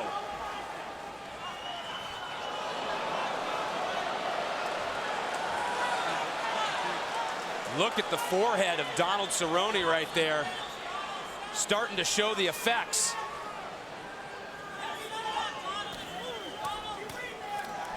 Great ground and pound from the champ, Jamie Varnner. He's done a great job of nullifying the guard of Donald Cerrone, which I said earlier, the one aspect of Donald Cerrone's game that I would most feel threatened by is him fighting off his back here. And right now, Jamie Varnner is winning the exchange back and forth. He's keeping a great position. He hasn't even been threatened one time with a sweep, and he's doing some damage. Coming up on 30 seconds to go here in round number 1. Can Cerrone survive this absolute clinic by Jamie Varnner at the moment? And again on his feet, deciding to bring the thunder. Cerrone negates it and then has some knees and answers of his own. That was a nice knee on the inside from Donald Cerrone. Able to start that off with a sweep attempt from his back. Another left knee. Donald Cerrone's a machine. The beating he just took off his back, and look at he's marching forward on the champion right now. Donald Cerrone, a bit like the Terminator, not only survives round 1, but he'll be back. Donald Cerrone, though, by the end of the round, had some English of his own that he was bringing. We start round 2. Both looked as fresh as they can. Varnner in the black trunks, Cerrone there with the kick in the white and black. Cerrone is just a tough guy. I mean, obviously he's a skilled mixed martial artist, but he has some attributes just physically that make him very dangerous. Does a nice roundhouse. Again, another nice roundhouse. Straight to the body of Varnner, but Varnner reacts with the takedown. Those some vicious roundhouses he's throwing. It's all shin. Jamie Varnner now looks like he's finally gotten past the guard of Donald Cerrone. Interested to see if he's going to be able to hold this position, or if Cerrone's flexibility and links and allow him to pull him back into half guard. Actually, use his knees right now to hit the hip X and pulled him right into the full guard again. It's as if he was following your script, Frank. Cerrone needs to rewrite an ending, though. Excellent job of getting back up to his feet. Cerrone's conditioning is just immensely impressive. I don't know, I mean, it's half attributed to the fact that he's obviously in awesome shape, but his composure, he never looks to get too nervous or use too much energy. Even through all these battles right now, he looks completely relaxed. Varnner really went for that right. It just missed. Talking about Cerrone, Frank, he said coming into this he was going to stick more to his game plan. When Razor hit him the last time in his last fight in 36, he said his ego took over. Yeah, I think that Cerrone likes to put on a good fight for the crowd. He does have that ego where he's going to sit there and go chin shot for chin shot. Not always a good idea, though, for fighting the titles. Here he's showing excellent composure. He's just Varnner able to get the hand up with that left coming in, but just in time. And now Cerrone's getting some confidence with 2 minutes gone in round number 2. And it's Varnner backing up. He's marching down the champ consistently. It's interesting to see how the judges are scoring this right now, because Jamie Varnner is backing up and backing out and getting marched down by Donald Cerrone. But then he does get the takedown and gets on top.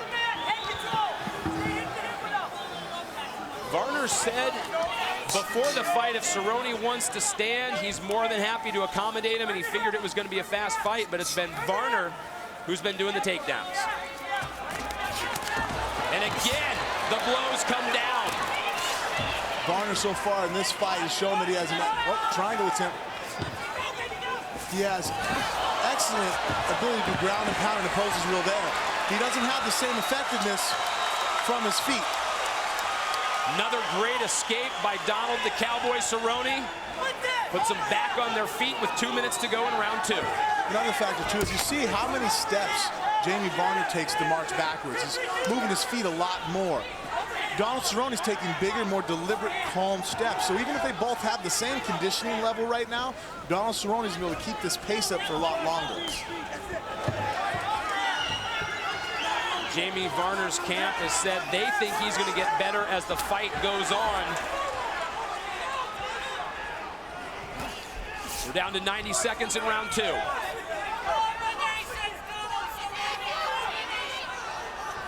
for the first time since the opening, about 10 seconds, we've seen both of them settle back and assess each other, but that didn't last long. Cerrone's roundhouses right now are just vicious. He's going to the body, going to the head, leg kicks. And even though with those kicks, it seems Varner's been able to get his hand up, they still take a toll, don't they? They are. That power, that's your shin versus your forearm. It's still driving through. Obviously, the forearm keeps you from being knocked out, but I've seen more than one fighter get his arm broken from blocking roundhouses consistently over and over again. A right misses for Cerrone. Great head movement by Varnner to keep clear. 33 seconds left in round 2, and again Varnner goes for that big right hand. Cerrone's doing a great job of throwing that left roundhouse to the body when he's trying to time Jamie Varnner coming in with that right hand. And that's a hard exchange for Varnner to want to fight, because he might land the right hand, but at the same time he might get his ribs broken from that roundhouse. Cerrone on his back again with 10 seconds to go in round 2. It looks as though we are going to go to 3. Oh. Cerrone, though, look at this. This is how round 2 is going to finish off, and we will see a third round. Scary. And quickly, this one has gone to round number 3, a scheduled 5-round championship bout in the lightweight division. What are they doing? Not sure. I guess they're drawing the line.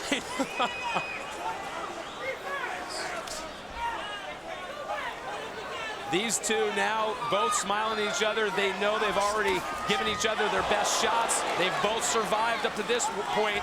It's now becoming, in the third round, perhaps, a war of attrition. Cerrone's done an excellent job of fixing the problems he had in his last fight with McCullough.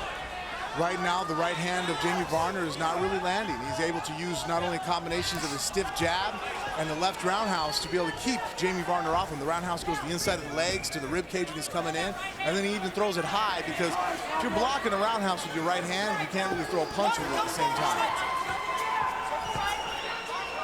And again, it's Cerrone advancing forward, the champion backing up, assessing. He's very good on his timing there. He's using his length. You see every time that Jamie Varnner comes in, he's stiffening him with a jab right down the middle.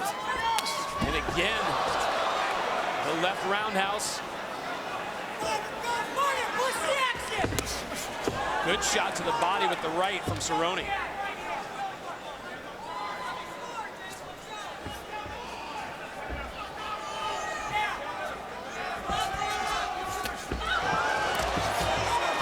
Varner showing some power with the fists.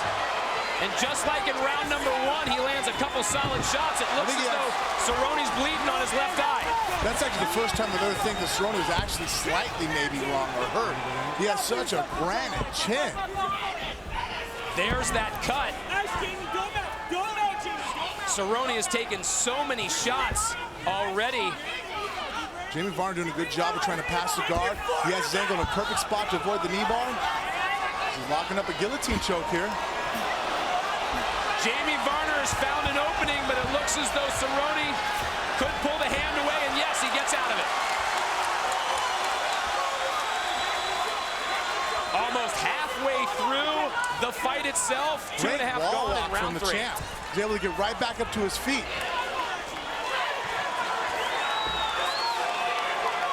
Donald Cerrone really starting to blink that left eye.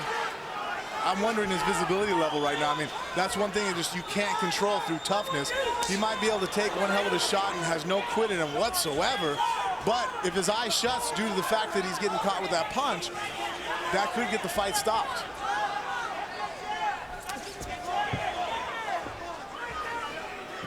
The first time really we've seen him look like for a second there that maybe Donald Cerrone was going to start backing up. Less than 2 minutes to go in round number 3. Cerrone's corner is going to take a look at that eye. If he makes it that far, a couple great shots to the chin from Varnner. Varnner has some good power coming in. Just needs to be very careful of those kicks coming through. He comes forward and he extends that hand.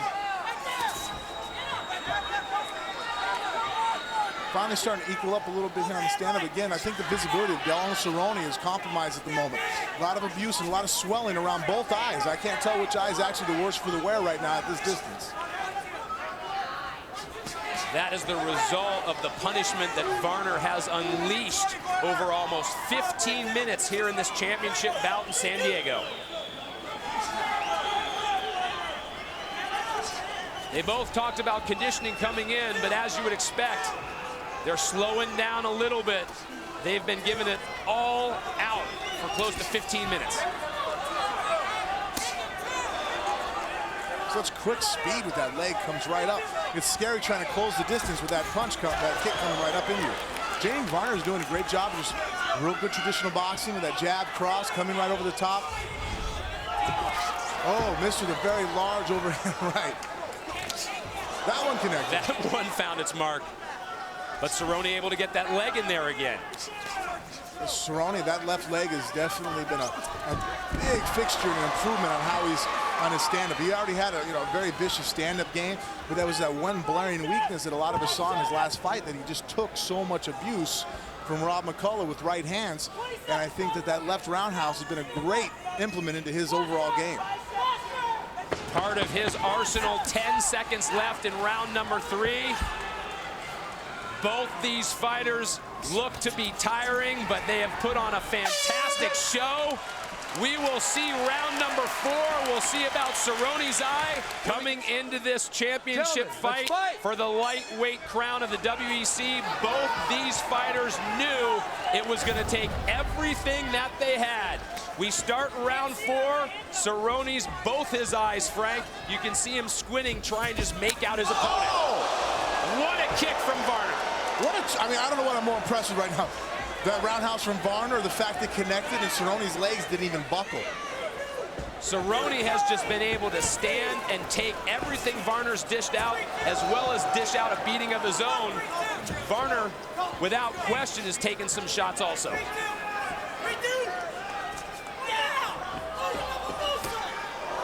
See, again, he times that roundhouse right down the middle, coming over there when Jamie Varner's trying to charge in. Jamie would do well probably now to start faking a little bit when he's coming in. Sure, herky-jerky type movements, step in hard on your foot, step back out, step in hard, so he's not so, doesn't telegraph when he's charging in. When he goes all at once, and there's never any disguise about it, and that's helping Donald Cerrone really time him with that roundhouse.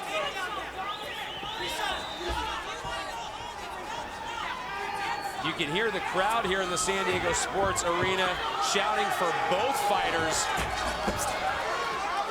And like we saw in round number 2, Varnner the one backpedaling.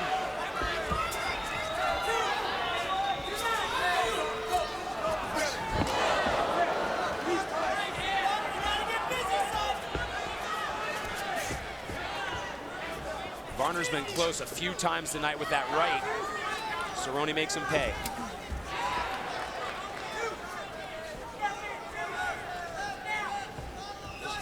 See, Varnner just, every time he's just coming straight in, straight in. He needs to put some type of fake up with Donald because Cerrone's roundhouse is just, it's world class, it's excellent. He just times it, he drives that shin in there. What would each corner be telling their fighters at this point? If you're Donald Cerrone's corner, what are they telling them? I think Donald is just telling him to keep pushing the pace now, coming forward. He's not really pulling the trigger as much as he was earlier. He needs to go ahead and increase the pace of this fight. Looks like Jamie Varnner, you know, he's backing up, and Varner's aware that he's winning right now. So don't let the champ go ahead and cruise by on the points here. If you were a judge, would you have given Varnner every round so far? No, a lot of the rounds are close, and I can see them being argued either way right now. You know, you have the submission attempts from Donald Cerrone, the fact he's imposing his will with the kicks. Obviously, Varner's landing some great hand combinations, really firing down the pipe. I mean, only have to look at Donald Cerrone's face for evidence of that. Jamie Varner's also really, you know, controlling the takedown portion here. It just goes back and forth too much to really say that, you know, clear cut who's dominating who. A number of rounds in this bout, we have seen Cerrone in this position, and he has been able to dictate from here, even as much as Varner has been able to rain leather. Another elbow from Varner. And just like that, we're already over 3 minutes into round number 4.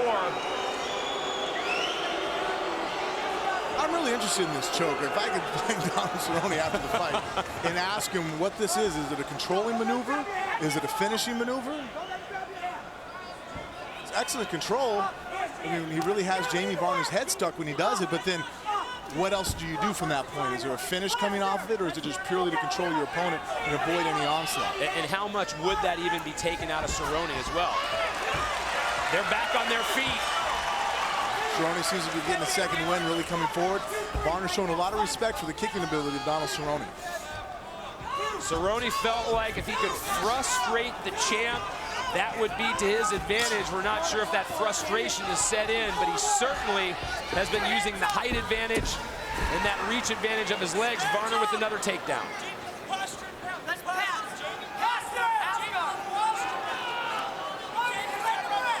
Only 40 seconds left in round number 4, and finally we see Cerrone do some kicking from the back. Very dangerous spot though for Donald again. Both the guys, I can see how it's dangerous for either one. You know, Cerrone's eating some hard leather from that position. At the same time though, we've seen some very close submission attempts come from Donald Cerrone on the champ, Jamie Varner. Under 20 seconds to go. These guys have put on a great show here in San Diego. That's what you would expect out of a main event on a WEC card. Jamie Varner in his second title defense doing everything he can to retain the belt.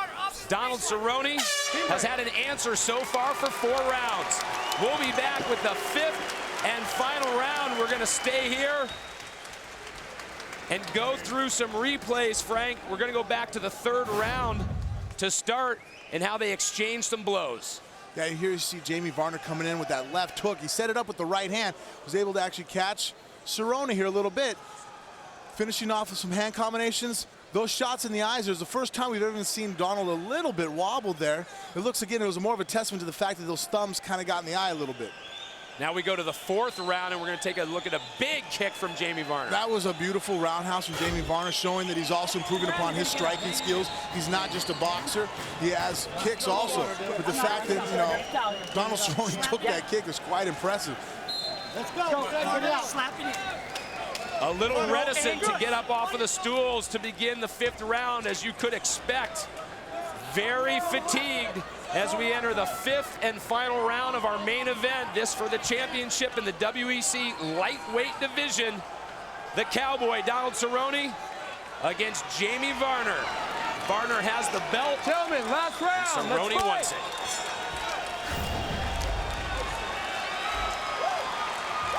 It comes down to a final 5 minutes. And at this point, this is where that nothing to lose attitude of Donald Cerrone might really come into play, Frank.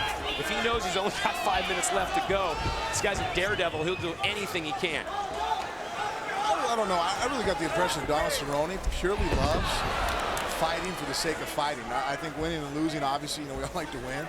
But if there's been a person I've seen that likes to be in the heat of battle, it's Donald Cerrone. I think he's enjoying every moment of this back and forth exchange. And to touch on that, he trains there in New Mexico with Greg Jackson. Greg Jackson has said that as much as we've seen from Donald Cerrone, he thinks the well's pretty deep there. We're going to see a lot more. I would find it very hard to argue that point for now, what we're seeing. Clearly he's coming forward, still marching, throwing some vicious strikes. He poses a threat at all times on his feet or even off his back. And the champ, Jamie Varner's playing a smart game. He's trying to avoid the kicks by moving around using footwork. At this point now, he's using his hands, throwing, mixing up with the hand techniques and the takedowns. Oh, wow. And now it's Cerrone with the takedown. See what kind of ground and pound Cerrone has, or if he's going to go ahead and who knows what's on the judges' decisions right now, what's on the cards, if he goes for a submission from the top. All of a sudden, it's Jamie Varner looking a bit more gassed than the challenger. The knee from Cerrone just misses. But wait a minute. Varner. What's this, Frank? Let's take a look at this replay. But Take a second. If Varner was getting up, his hand lifted. No, he was on the ground still. You can't have more than 3 points of contact on the ground. You only have your feet on the ground. Right there, his hip, his knee, his shin. He wasn't up yet. Cerrone just has a lot of killer instinct. It glazed him. I don't think there's going to be a fight-stopping injury at this point. Hopefully, it'd be a shame that it ends like this.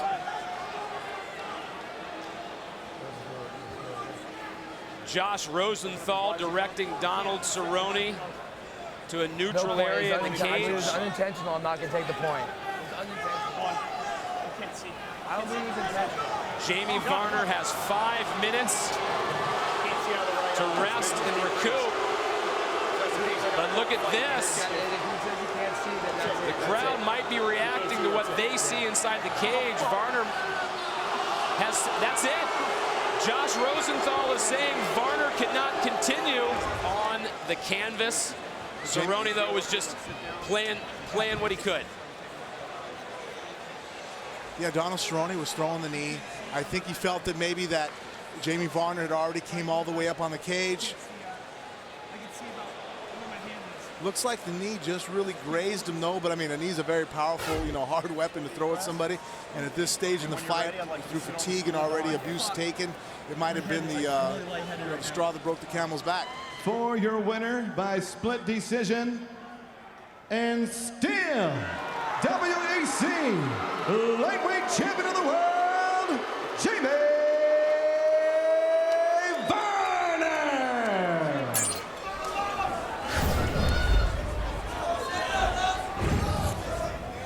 I really foresee this being an excellent stand-up battle. One thing, though, about Meera leading up to this fight, moving here in Vegas and training, one thing that he changed up, knowing that his jiu-jitsu was needing work on to keep up with the likes of Carlos Condit, was to recruit Robert Dreisen, Abu Dhabi champ, got himself in there to bring up that level of his game. But I still feel through watching his training, he's going to try to keep this fight on his feet, which is Carlos Condit's forte. So it should make it a very interesting battle. Meera brings the big right hand, but both fighters trying to figure each other out. Carlos Condit on the left side in the black trunks. Hiromitsu Meera on the right. A very competitive first round here as Meera trying to find some chink in the armor of the champ Carlos Condit. But right now, both fighters look to be sizing each other up, and look at this. That's the boxing that... Nice judo throw. That's the boxing Carlos Condit said he was working on. You see now he staggered his stance a little more than he has in the past. His shoulders are fighting more like a boxer. He's countering and throwing that beautiful counter right hand. Condit said that if Meera tried to throw one of those judo throws, he would be ready for it, and he was there, perfectly defended. He was able to block the hips and get away and not be sucked over the top. I'll tell you what, I am impressed so far with what Meera's doing, and that is showing him a little bit, then backing off, showing him a little bit. Two guys, Meera I right think, there. rushing on Condit. Condit just got caught with a counter left hook there by Meera. Meera has very quick hands and a strong striker. There's the knees. Yep. Oh, the big judo throw! Hiromitsu Meera gets Condit to the ground. And he goes right to side control, which is a beautiful move for him. He's out of the closed guard. He's out of the guard of Carlos Condit. So here, the jiu-jitsu expertise is going to be more limited because right now Carlos Condit has to get out of that position to get into a submission. And right there, he had a cross side and was able to get up. I think Meera did a good job. He didn't fight to stay on the ground where he could have left himself open for a submission. Oh, and again! Wow, that was a slick sweep. Whoa! Totally catching the champion off guard, but Condit comes right back with a flurry. And I'm telling you right now, Meera is showing something. He takes a big straight right from Condit, and Condit is waking up, but again, Meera is able to sweep him and throw him to the ground. Yeah, Meera sweeps, so the good thing about those throws, even though he's not holding Carlos down, is that he's not eating knees. Most people, when they clinch with Carlos Condit, eat a very vicious knee right up the middle because he's so tall for his weight class, and he's so flexible and efficient and effortless at throwing those knees. But if Hiromitsu Meera can throw him every time they lock up, he's not going to be eating any knees, even if he doesn't hold Carlos down. Oh, right hand, lift him. And Carlos Condit is on the attack. He is. He's pushing right down to a full mount if he wants it. His knee's right on the knee on belly position. He's going for an armbar on the far side. Hiromitsu's in trouble. He needs to pivot out between the legs and bring his feet over. He blocked the little Kakatami attempt right there, head and arm choke. 136, and Meera's in a lot of trouble right now. 90 seconds to go for Hiromitsu Meera if he wants to see round number 2. Carlos Condit, the champion, on top and doing damage, but Meera doing a great job of tying up those arms. Yeah, he's not in a great position by no means. I mean, look at this. He's in an attempt to losing his arm here, in an armbar attempt. Carlos going for an inverted arm. It's hard to finish people with that armbar, I'm gonna be honest with you. You can't really break bones with that specific armbar he's going for. But he has got him in But a he's lot got of him trapped discomfort down right now. on a crucifix across the belly. A lot of times we call this the beat down position. And Meera is gonna have to explode or to push off the cage right now. His feet are there. If he exploded, he might be able to pull out of this. But Carlos Condit has a great ride right now going. Very well balanced. See there, Meera pushed off like we said, but Carlos kept retained great composure, stayed on top. He's sliding that knee back onto the stomach. And this is what makes Carlos Condit so Armbar. dangerous. Look at this. He has him in an armbar, similar to what he did to Brock Larson, and Meera slips it. Now he's got to watch for those up kicks. Meera's a warrior. Look at that. The last samurai comes back with another judo throw. This is the most beautiful display of jiu-jitsu or judo we've seen yet in the WEC. Under 10 seconds to go here in round number 1. Guillotine, but it's not going to be short time for work for Carlos. I think he realized that. He's just going to stay safe, tie his head up. So the champion will see round number 2 with Hiromitsu Meera. Back in Las Vegas, we are set for round number 2 in this welterweight title fight. Carlos Condit in the black trunks, Hiromitsu Meera in the white and black trim trunks, and what a battle in round number 1. Phenomenal battle. That's the hardest battle I've seen Carlos Condit be put in yet, his reign as a champion, or in his vie for the championship belt here in the WEC. Here we're seeing just the striking ability of Carlos Condit. Coming across the liver kicks. I don't know if he really got caught with a shot or got slipped there. Looked like more of a slip. But he's on the bottom now. Carlos is on top. So this... He's got him in the closed guard. Hiromitsu Meera right now, he's eating a lot of elbows. Condit is so efficient when they're on the ground. Yeah, Carlos Condit, this is where I said that the fight is going to be definitely Carlos's favor. He's a much more composed and devastating. Oh, here we're going for the armbar attempt, but again, he pulled right out. Pressure. Carlos takes control of that right foot. Hiromitsu, though, is doing a good job on the bottom. He's got the ankle control. Oh, and a big up kick connects. Watch this overhand right's coming down, though. You see if Carlos pushing off, spin. In a weird little dope mount type position there. He's pressing the knees down. He can come to a full mount now. Hiromitsu Meera Locks him up. identified it though, Yep. and he put what we call the butterfly guard. He was able to get the knees in between and elevate. Now if he can tie down Carlos, oh, excellent pass. The athleticism of Carlos Condit goes vertical to get the pass. Nice, hard. He has a nice tight cross side now, or excuse me, in the half guard. He's pressing Hiromitsu's shoulders flat on the mat. So because even though Hiromitsu has the half guard, right, I like the half guard position, but when your shoulders are both pinned to the mat, there's not a lot of offense you can do from there. That's the top guy's job, is to flatten you out. So Hiromitsu Meera needs to be able to get onto his side. Right now he needs to be on his right hip. If he can get on his right hip, he can go ahead and actually, he has a sweep here. If he hooks on to Carlos Condit's ankle, left foot, he could drive up and maybe possibly change positions here. But flat on his back, he's just gonna get his guard passed. If Hiromitsu tries to roll on him and go to that right hip, is he in danger of giving up the back though? No, not at all, because he keeps the hand on the left hip, or his left hand on the right hip. He can push across, knee tap, or do what a position we call old school, where you hold the ankle towards the side you're going to. But now Meera, because he's getting past now, Carlos is doing a good job of balancing on the top. He has the arms over. He can go for a Kimura here if he likes to, but he came back over, doing excellent jiu-jitsu on the cross side. He's using his knees to go ahead and trap and keep Hiromitsu Meera flat. Hiromitsu, see, he has the underhook, which we all say is correct, what you got to do, but he has the underhook and he's flat on his back.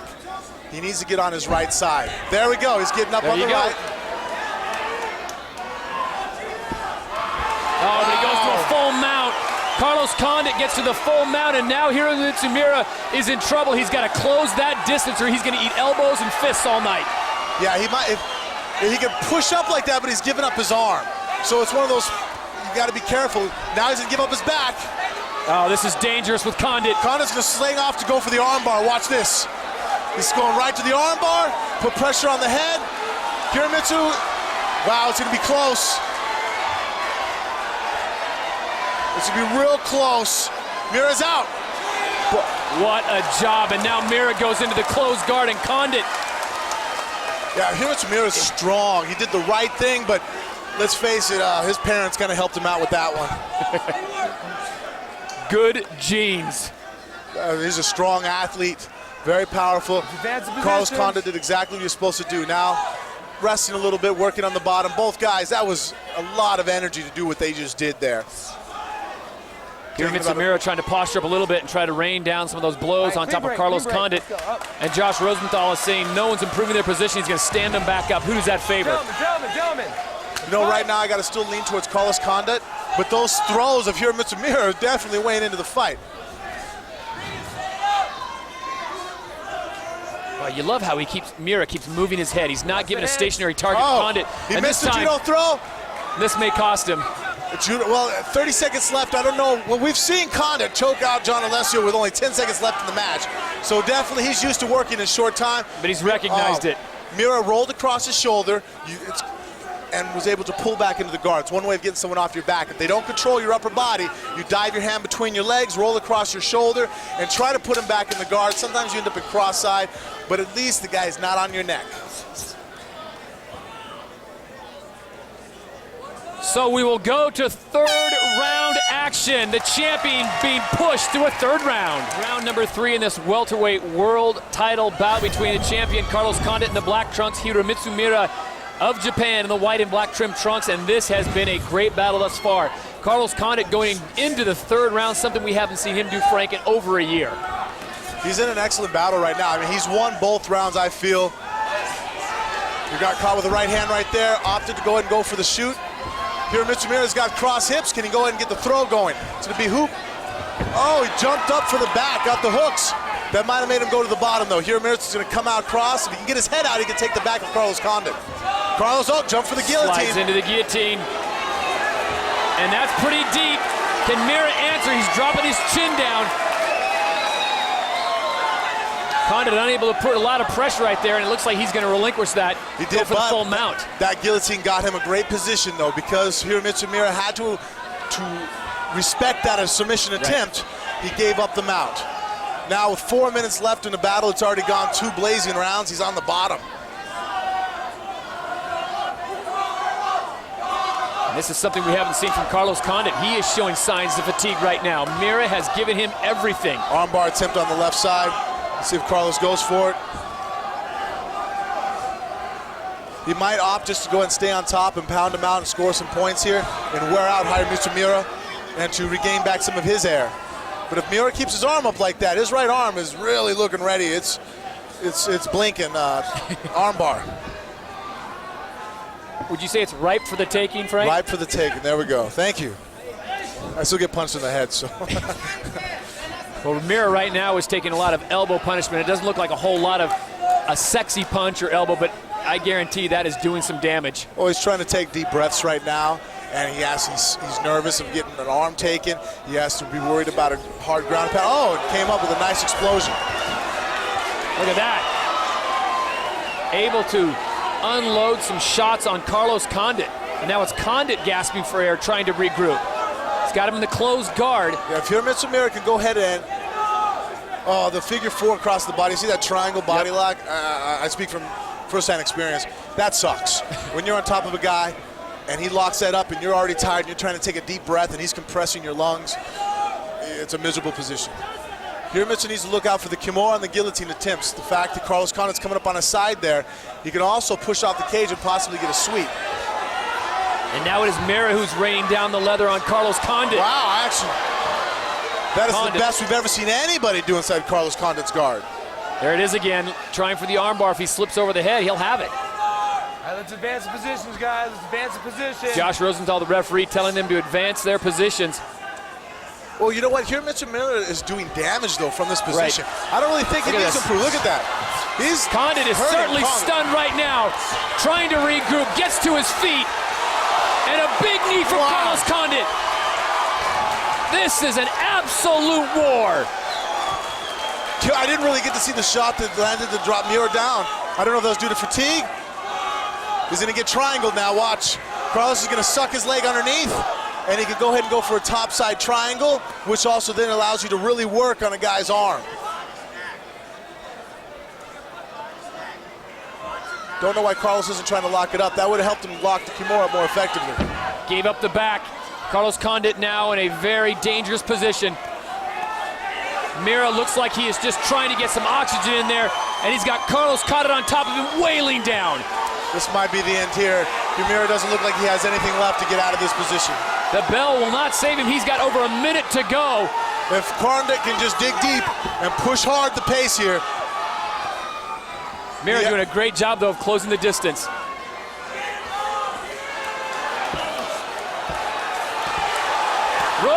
Josh Rosenthal taking a close look at this. Meera still trying to defend himself. He will give up the back. That was actually an excellent choice. He was about to get the fight stopped there. If he gets choked here, at least the fight's that much longer. He's now out of the first predicament. Now he's in another predicament, but look how he's no dropped option. his chin, though. He's dropping his chin. Condit can't sink it in. He's buying time. He has 30 seconds, 25 seconds.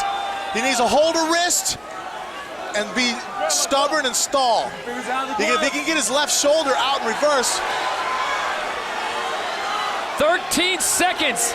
Hiromitsu Meera is trying to push this to a 4-round event. We're scheduled for 5. There's a situation where by rolling and giving up his back, he made it now into the 4th round.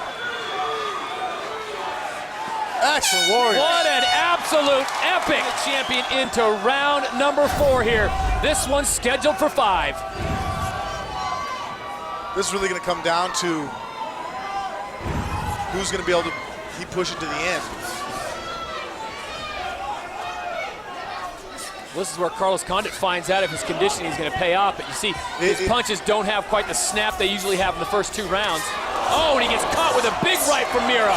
Now it's the champ who's in trouble. Hiromitsu Meera connects again and goes to a throw. And now he's going to go to work on him. Carlos Condit is in full defensive mode. Bad for Meera. He's going to get taken down there. Condit did a good thing. He didn't have a really great shot there, but he kept bulldogging forward. At the end of the cage, Meera's feet hit and it allowed him to stand him up. This is a battle of will and skill. Coming right up. Condit's going for the choke, but is he really going to sit back unless he has it all the way? because he doesn't. I don't feel he wants to be on the bottom right now with the fatigue level. Oh, beautiful sweep.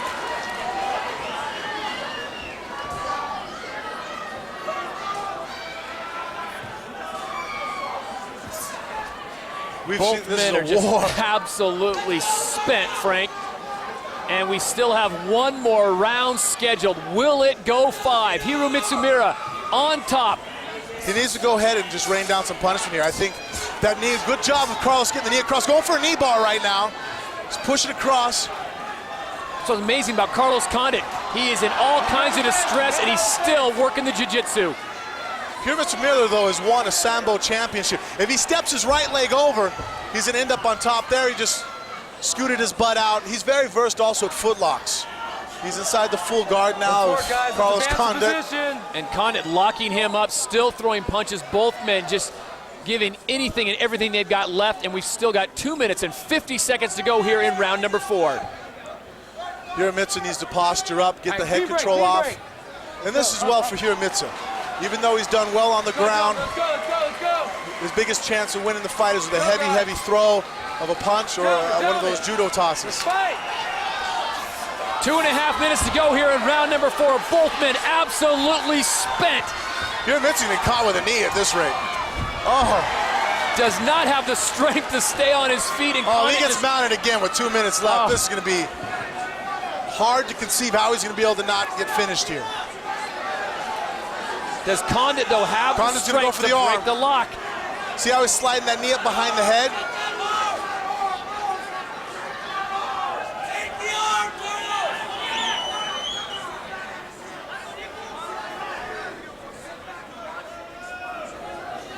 One thing going for the champ, though, is these have been barn burner of rounds, but he's won each and every round. I feel, obviously. That's on the Frank Meera card. Frank Meera card, so, you know, we still got to wait to see how the judges see it if it goes to that point. But you know, Frank, as a champion, you never want to give this to the judges. I mean, even though you feel confident that you've won every round, stranger things have happened in this town. Most definitely. Here's the reversal. Wow. Condit just does not have the strength. Usually his hips are just bulletproof. And look at this, Meera with a flurry. He's got to watch out for up kicks now. Using gravity to rain down on the champion. Hiromitsu Meera has Carlos Condit in trouble. A lot of trouble. Condit locks him up, closes the guard, and tries to get some air into those lungs. This might be a round that's definitely going to Hiromitsu Meera. Doesn't look to see that the champ has anything right now at the moment. He's going to have to take some deep breaths and regroup right now and stay safe. This is the part where the cardio comes in. It's not only the output, but how fast you can recover. Even as a champion, you've got to prepare for the full 5 rounds, and that's what Carlos Condit is right now. I am so impressed with Hiromitsu Meera. Meera lets him get up, launches a big right, and he goes immediately for the right ankle of Carlos Condit.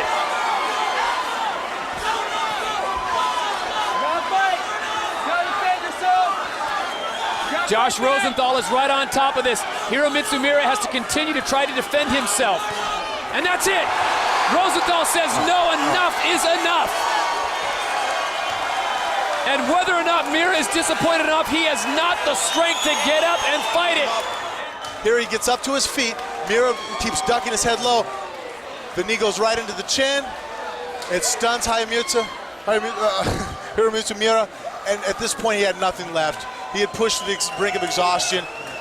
By TKO victory and still welterweight champion of the world, the natural born killer, Carlos